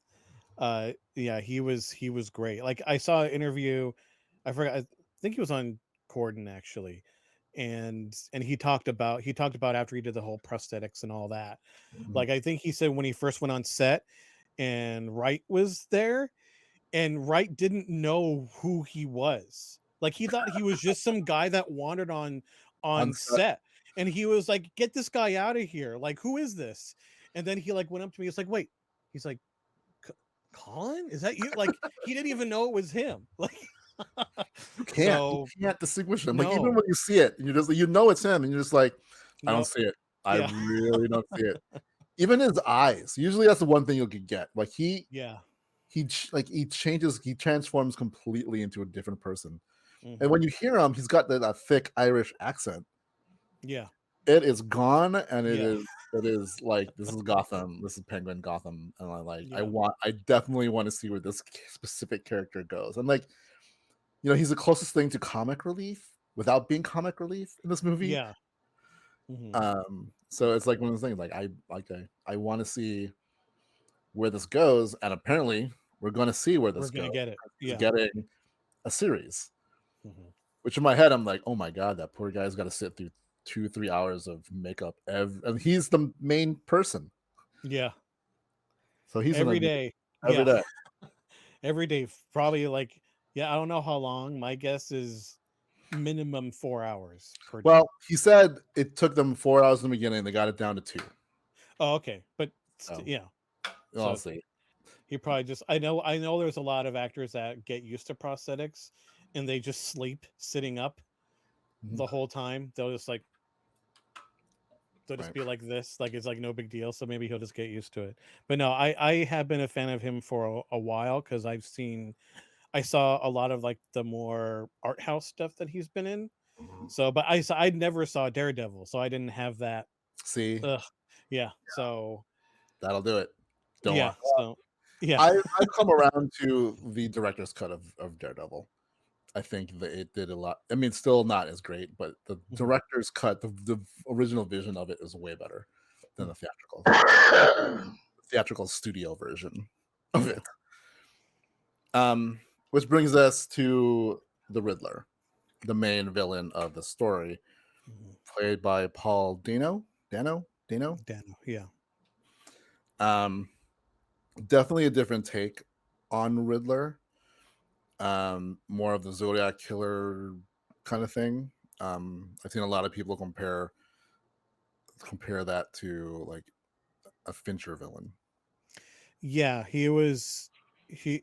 being a huge Fincher fan, like he was pretty much a mix of, well, the whole Riddle thing, and the Zodiac killer, and John Doe from Seven. That's Yeah. pretty much what he's a mixture of.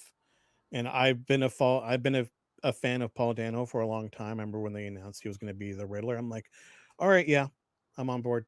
Hmm. So, and yeah, and he killed it. So I feel, and it's nice that he's different enough. He's not. I mean, I enjoy uh Batman Forever's Riddler for what it is, Jim but Carrey. let's just be honest, it's just Jim Carrey being Jim Carrey. It's like And Frank yeah, Gorshin yeah, turned up to 12. which it was already pretty turned up to begin with. Yeah. So Uh, as much as I like that for what it is, I do love this version of him. Yeah, I thought it was a very interesting take.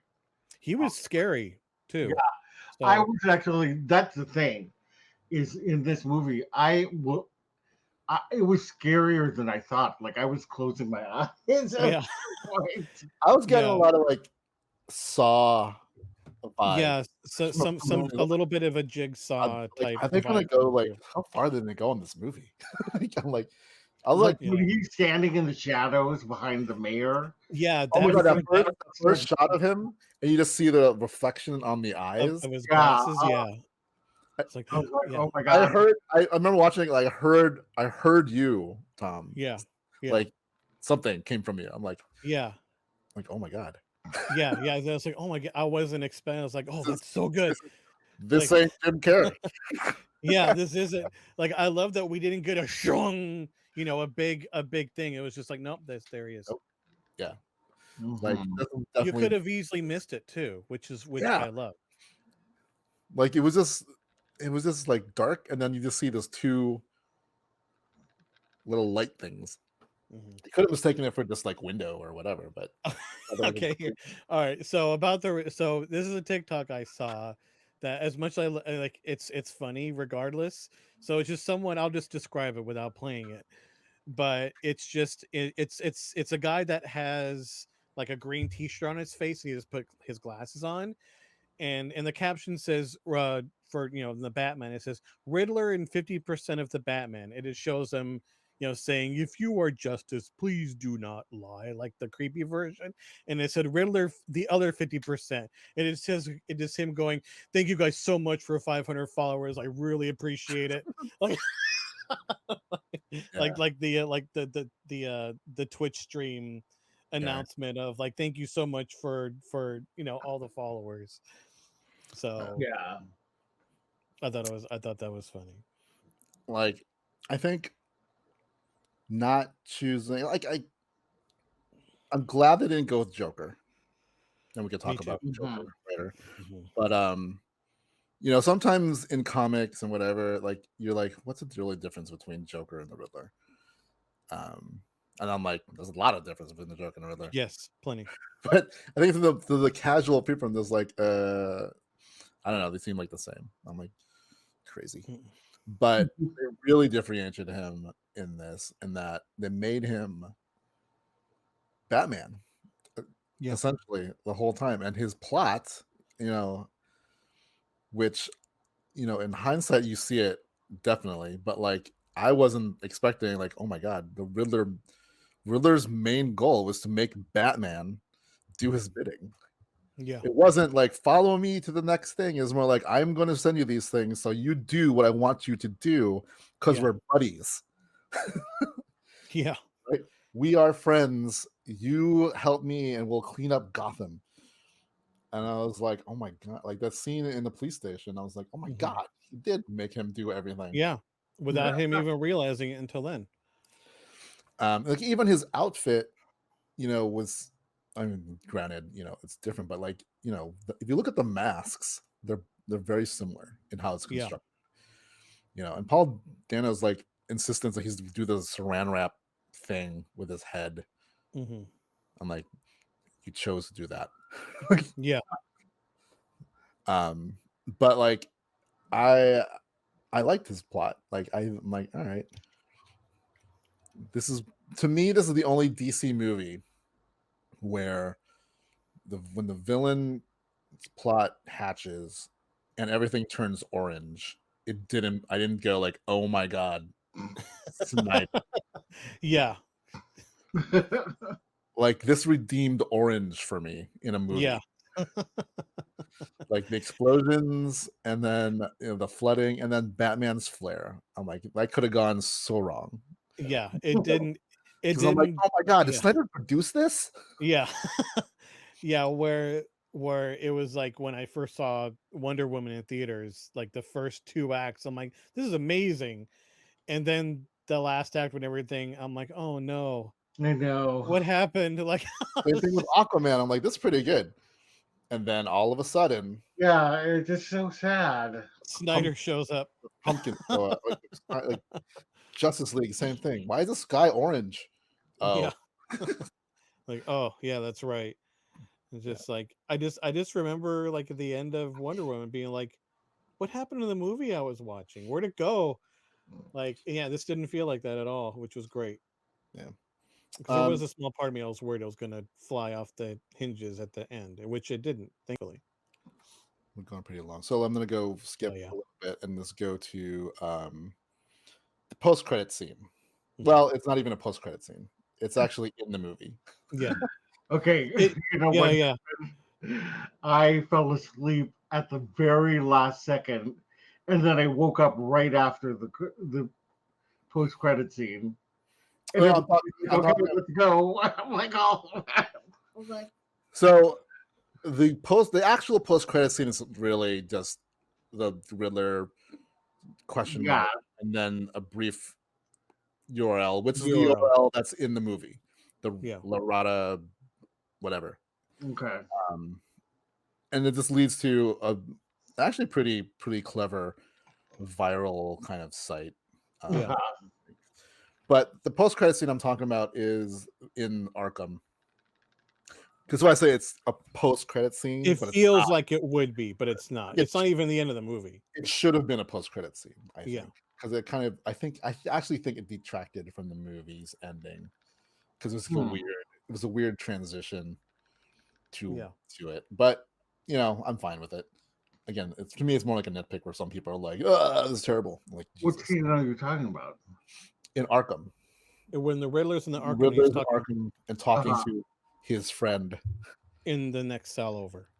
yeah, which is the Joker. Like they brought in the Joker, so we know there is a Joker, and Matt Reeves has said it is the Joker. Oh, he did. I didn't see his response. Played by the guy from the Eternals. David Martin, Madden, John Madden. What's his name? What? Which guy? I can't remember his character name. Hold on. The guy who is like in love with the deaf girl. Oh, yeah. I forget his name. It's like some kind of British name of some sort. Barry Keegan. Oh, Yeah. wait, I didn't know that's who that was. Yeah. He's really, really good. Yeah. By the way. Yeah. It's weird. Like it's weird seeing him in bigger stuff because he's mostly been like, I would even say like almost like character actor where he's just plays this small but pivotal role. Right. Like I saw a meme like a little while ago where it's like if this guy shows up in your movie, things are going to get really dark really fast, which is pretty much always true in everything I've seen him in. Yeah. Apparently, like I'm gonna guess, hopefully when the Blu-ray or it goes up on digital, there was another scene with Joker in there. That if you look up Matt Reeves and like interviews with like I forget which one he was talking about it, but like he talks about what it was and why they took it out. Mm-hmm.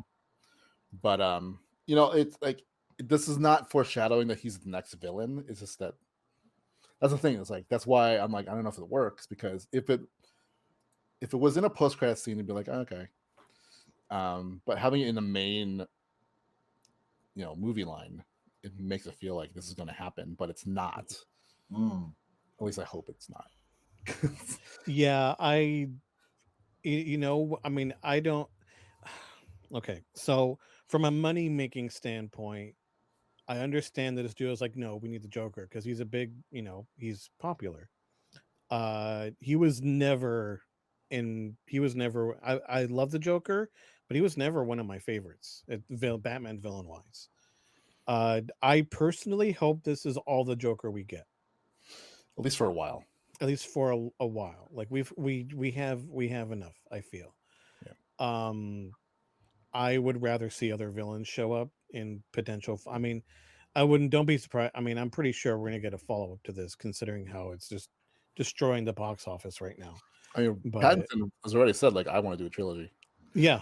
So he's in and he wants Clayface in there. So I'm like, let's do this. Yeah, why not? I mean, you already know who I want. So yeah.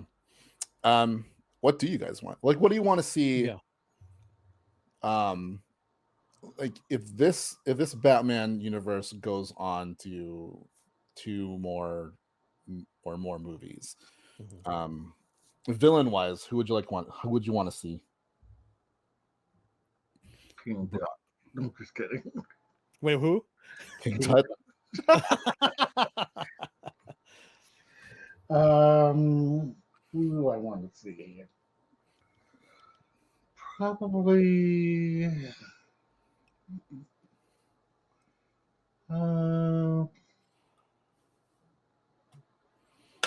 Condiment King. Let's see. I'm just trying to think of somebody who would, you know, Who would have worked well in this universe? rival Batman. Because like Penguin, I would love to see Penguin grow into his role Right. as And we already know he's coming back. He's already Yeah. here. We know he's yeah. But I think that he's not quite the equal to Batman. No. And so I mean Joker really is the only one I can think of. Black Mask, maybe? Black Mask. Yeah, I was thinking about Black Mask. I mean, I never saw the Harley Quinn movie. I know he's in it, but that's all I know. played by But Obi-Wan Kenobi. yeah, which makes me want to eventually get around to it. Disney. Yeah. So I had a long list of because like Matt. I'll preface with this. Matt Reeves has said like he's not opposed. He loves the fantastical parts of the Rogues Gallery, whereas Yeah. Nolan, I feel like, was definitely going to be He was like, no. So if you're going with grounded, I think Dr. Freeze is number one on a lot of people's list. But Dr. Victor. Freeze, Yeah. Dr. Who? Mr. Freeze. Mr. Freeze. Oh, Mr. Freeze. Yeah. Is it Mr. Freeze or Dr. Freeze? Well, isn't it Dr. Victor Freeze? Yeah. Victor. I'm weird. I like calling them by their first names, like I know them.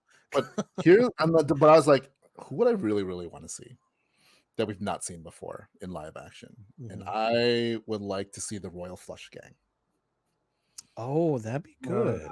A grounded-ish version of them. Like, I don't expect them to be on unitards flying around on cards. Yeah. But like something, like maybe not the next one, but like somewhere where they are. That's who he's up against, and that's when maybe in a story where he realizes he needs his Bat family. Yeah. Right. I feel like bringing like once we've established that, I feel like going up against a gang of supervillains, like whatever you want to call them, but I feel like if they found a way to do this grounded and have this family, right? Because then you have the Bat family versus this Royal Flush family. And the juxtaposition between those two things, right? Where you have a gang that's like totally about family, and then Batman who's like anti-family, even though he's got the biggest family in comics. Yeah. Right? I think that would be an amazing one. But if we go with super fantastical, Robert Pattinson said Clayface, Poison Ivy is probably there, but I want to see Solomon Grundy. I was thinking that. I'm like, I wonder how they pull off Grundy. I want to see an undead zombie Batman movie. Yeah, that would be an interesting one. Speaking of Bat family, then, like, do you see like this world being able to hold a Robin? Absolutely. Going with Dick's origins and it being more or less pretty much related to Bruce, I could see it happening. I could see him pulling it off. Batman always needs a Robin. I mean, Yeah. I just think that it's necessary. And Nolan didn't really have Robin, okay, but not really. My real name's Robin. Yeah, I love you, Jiggle, but you're not. Yeah. I was so irritated by that whole thing. So was that I feel like that line was like ADR'd later on. Better or less, like Nolan's like, fine, here. Yeah. Yeah, I think definitely they can bring him in, but he needs to not be 30. Yeah, he needs to be younger. He needs to not be Chris O'Donnell or Jiggle. No. He needs to be a kid.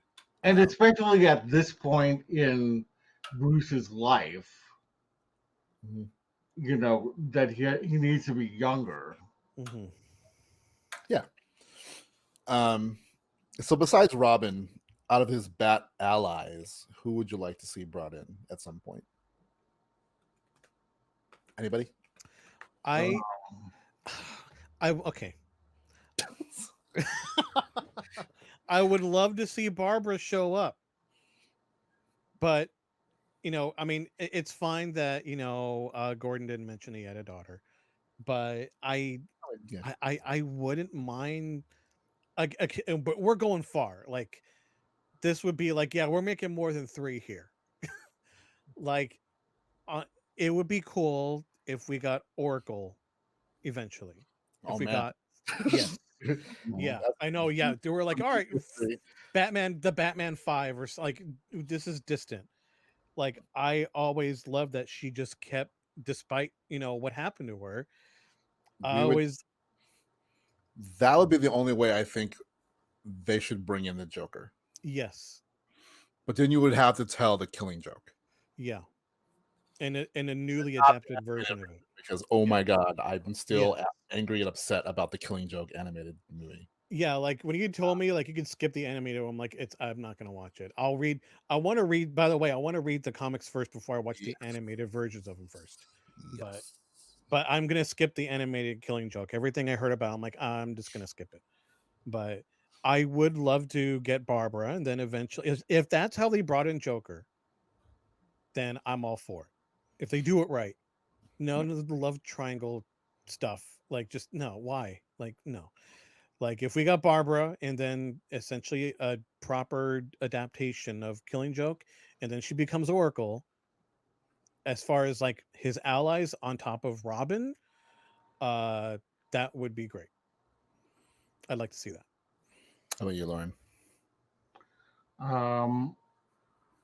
Other heroes. Yeah, I mean Oracle would be great. I'd like to see though if they were going to have a Batgirl. Yeah, because they are having Barbara Gordon is going to be in the HBO Max. Right. It would be interesting to see them go with a Cassandra Cain in this universe, which is a little more gritty and whatever. Yeah. Her backstory also is a little. Yeah. There had to be some building blocks to her. But yeah, I'd love to see that. So I think that she would be a good ally. I'm trying to think of who else. I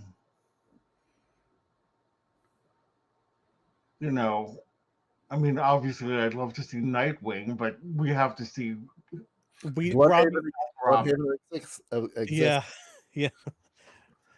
Oh, that's right. Huh. Yeah, it would be cool to. This would get ridiculous. Like, yeah, we're doing more than just a trilogy. We're doing a lot of movies, and that'd be hard because you'd have to. It'd be like it's so hard to maintain that quality throughout so many movies. So, like, you can bring some of these like in the long run if it passes on to other directors and writers and stuff. Not even that. Just like going from Batman to a Titans, thing, right? Yeah. This is who I would want to bring in: Jason Blood and Zatanna. Is who I want to bring in. That would be fun. Yeah. And then another name, like you mentioned it earlier, but the Question, I'd also like at some point. Question: Demon Etrigan. That's why Jason Blood. Then yes, also the Demon Etrigan. Yeah.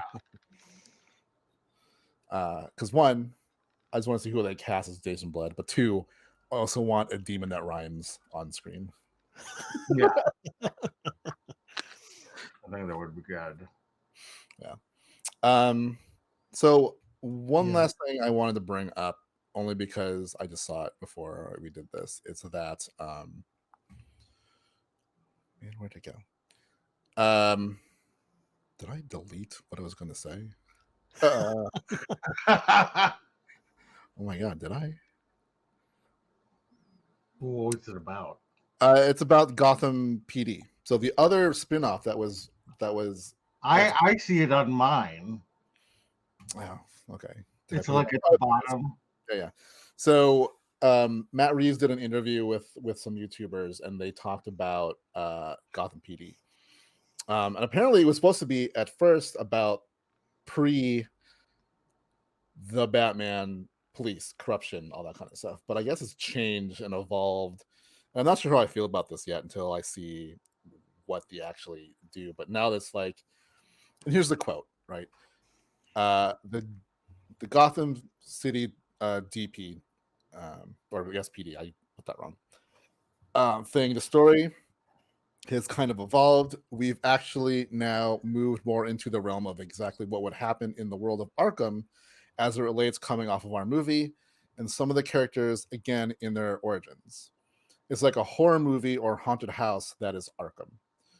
Again, the way that Gotham is a character in the movie, I really want Arkham to exist as a character so that you go into this environment and encounter these characters in a way that feels really fresh.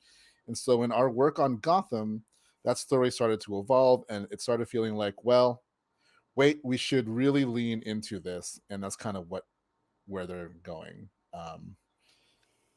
So instead of doing a corruption cop thingy before the Batman, they're going with, Mhm. okay, now that the mob is gone and Arkham is a thing, and I get it. If Thomas Wayne was Gotham, and I guess Martha Wayne was in Arkham, this is diving into that and how I guess they would build Batman's rogues gallery from this.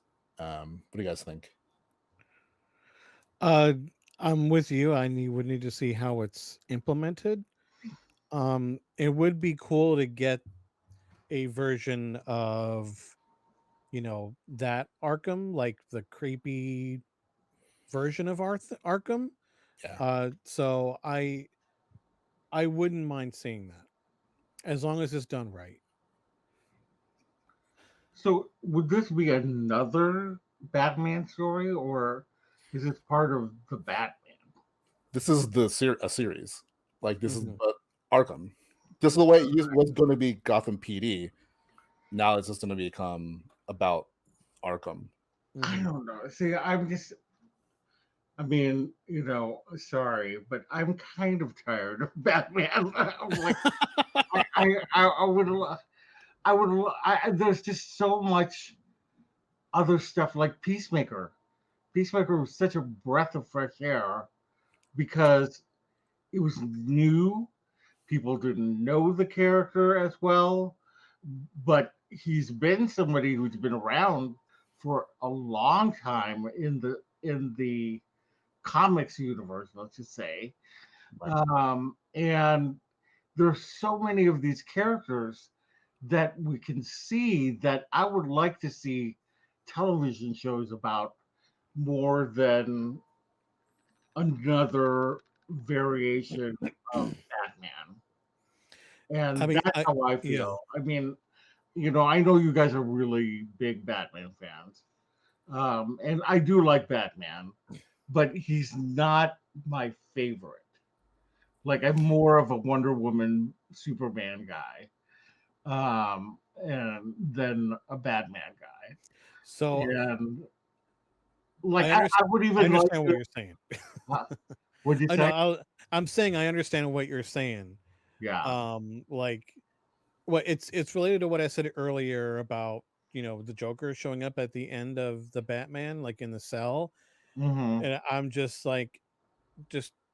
I like if that's all we get from the Joker in the Matt Reeves thing, I'm okay with that. I Yeah. like the Joker a lot. I love the Joker, but we've had enough Joker. Like I would like to the question you asked earlier, Rich, was what other villains would you like to see show up?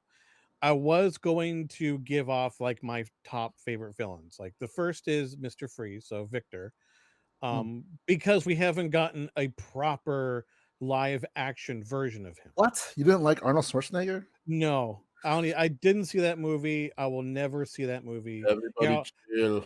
Yeah, I'm like, no, like I want to see proper, Victor, and that he isn't really a bad guy. He's just doing bad things because of his wife. Right. And like and my second favorite Batman villain of all time is Two-Face. I was gonna say it'd be nice to get Be a good one. he actually he's tied with Harvey is tied with Victor for me as far as villain quality for me personally. But thinking about it, I'm like I did for me anyway in the Dark Knight when he shows up, when it's finally Two-Face, he steals the show for me in the Dark Knight, like over Joker. So if we don't get Harvey, but like in like the reclamation of Gotham, that Gotham story, it would make sense that Harvey would show up.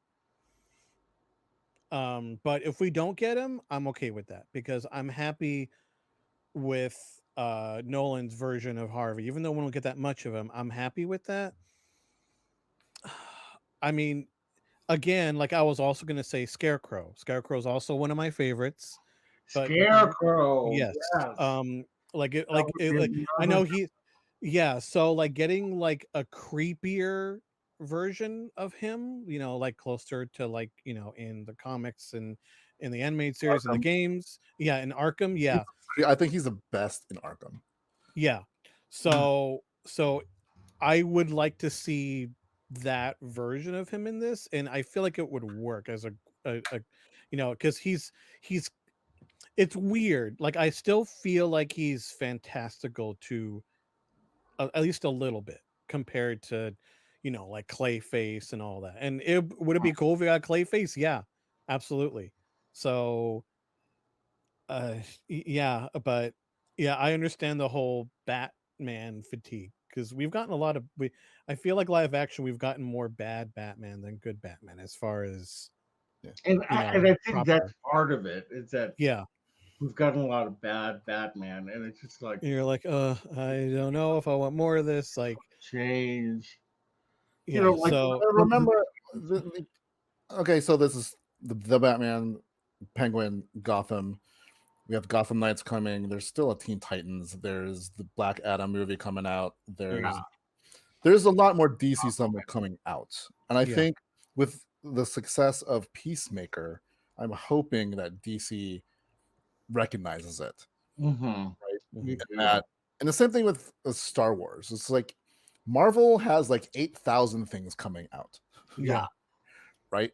And like I'm just asking for like a fraction of that from both Lucasfilm and from DC. Give us more in the vein of Peacemaker. But again, as a Batman fan, like I'm fine. But like my feeling on Arkham and Penguin, like we like nix one of them. Yeah. I don't think we need two post Batman series. Yeah. Right.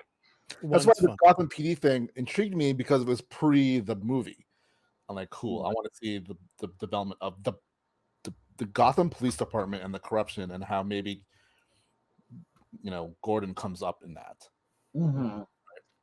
Now that it's post, I'm like, it's almost like, okay, if you're gonna do both, like I would rather see the Penguin and his rise and and just what happens now that there's a power vacuum.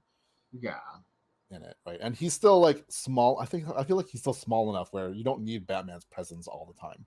No. Especially if Penguin is more like a business person and he operates more in the daylight as a mob boss, right? Because Batman only really works from 12 to 4. So so whatever. Arkham, I'm just like, it's almost like I feel like it'd be too much. Yeah, I feel like they need to take their time, right? And again, being a really big Batman fan, but like, I would rather the resources go to one of these and then do something else. Jason Blood is a time. Justice League Dark, give me that. Yeah. Also, if we're gonna go full if as far as a fantastical answer to the what villains, I'd like to see Raish along with Talia, like a proper, but proper, not Ra's al Ghul and Talia. Oh, Ra's al Ghul. Yeah. I just want to hear him say, "Called Batman Detective," Yeah. Mhm. and have that weird hair. Yeah. Oh, one more. Hugo Strange would be a good one. I feel. Right. Just have he doesn't have to be a big villain. Just having Somewhere. him in there. Yeah, Yeah, somewhere. I like that Penguin was not a major character, No, but he was Yeah. great enough. And like we didn't hit upon the Batmobile, which I love this Batmobile, but like yeah, I love the older Batmobiles, and I'm not the biggest fan of Nolan's. I'm not a fan of Nolan's Batmobile or the post Burton Batman Batmobiles Yeah. with like neon lights and like, wait, what is this? Yeah, like what? I Yeah. like Burton's, like the first Burton Batmobile, and then they started Yeah. adding like more fins and like LED lights, like RGB going on. yeah. What? And then like Snyder's with like tank guns and in whatever. 50 in 50 caliber machine guns. Caliber I'm like, machine guns. I'm what like, is this? what? Yeah, I like that this is a muscle car that's been modified, like DIY. Like you can tell it Mhm. was just him and Alfred working on this thing. Yep. Yeah. I But, thought that was pretty cool. Mhm. but yeah, I can go on about this, but like let's cut Yeah. that. We're at 2.5 Yeah. So so you can see we do have a lot of stuff we can nerd out about. Yeah. DC alone, we have a lot more things we'd like to talk about. But that's the show for today. Mhm. Hope you all enjoyed our look outside of the world of Disney. But don't fear because we're still like 95% Disney Yeah. stuff. Yeah. You can check out where to find us on our socials in the description below. If you're new to the channel, please consider subscribing and hitting the bell to let you know when we release a lot of stuff. And if you like the episode, hit the like button. Give us a comment. Like, what do you like to nerd out about? And who knows, we might talk about it in a future episode of Mhm. of the show. What else? Anything else from you guys? No, that's it. Mm-mm. All right, cool. Until later, catch you in the multiverse. Bye. We will see you later. Oh. Oh no. I totally pulled up my thing. We got way too excited.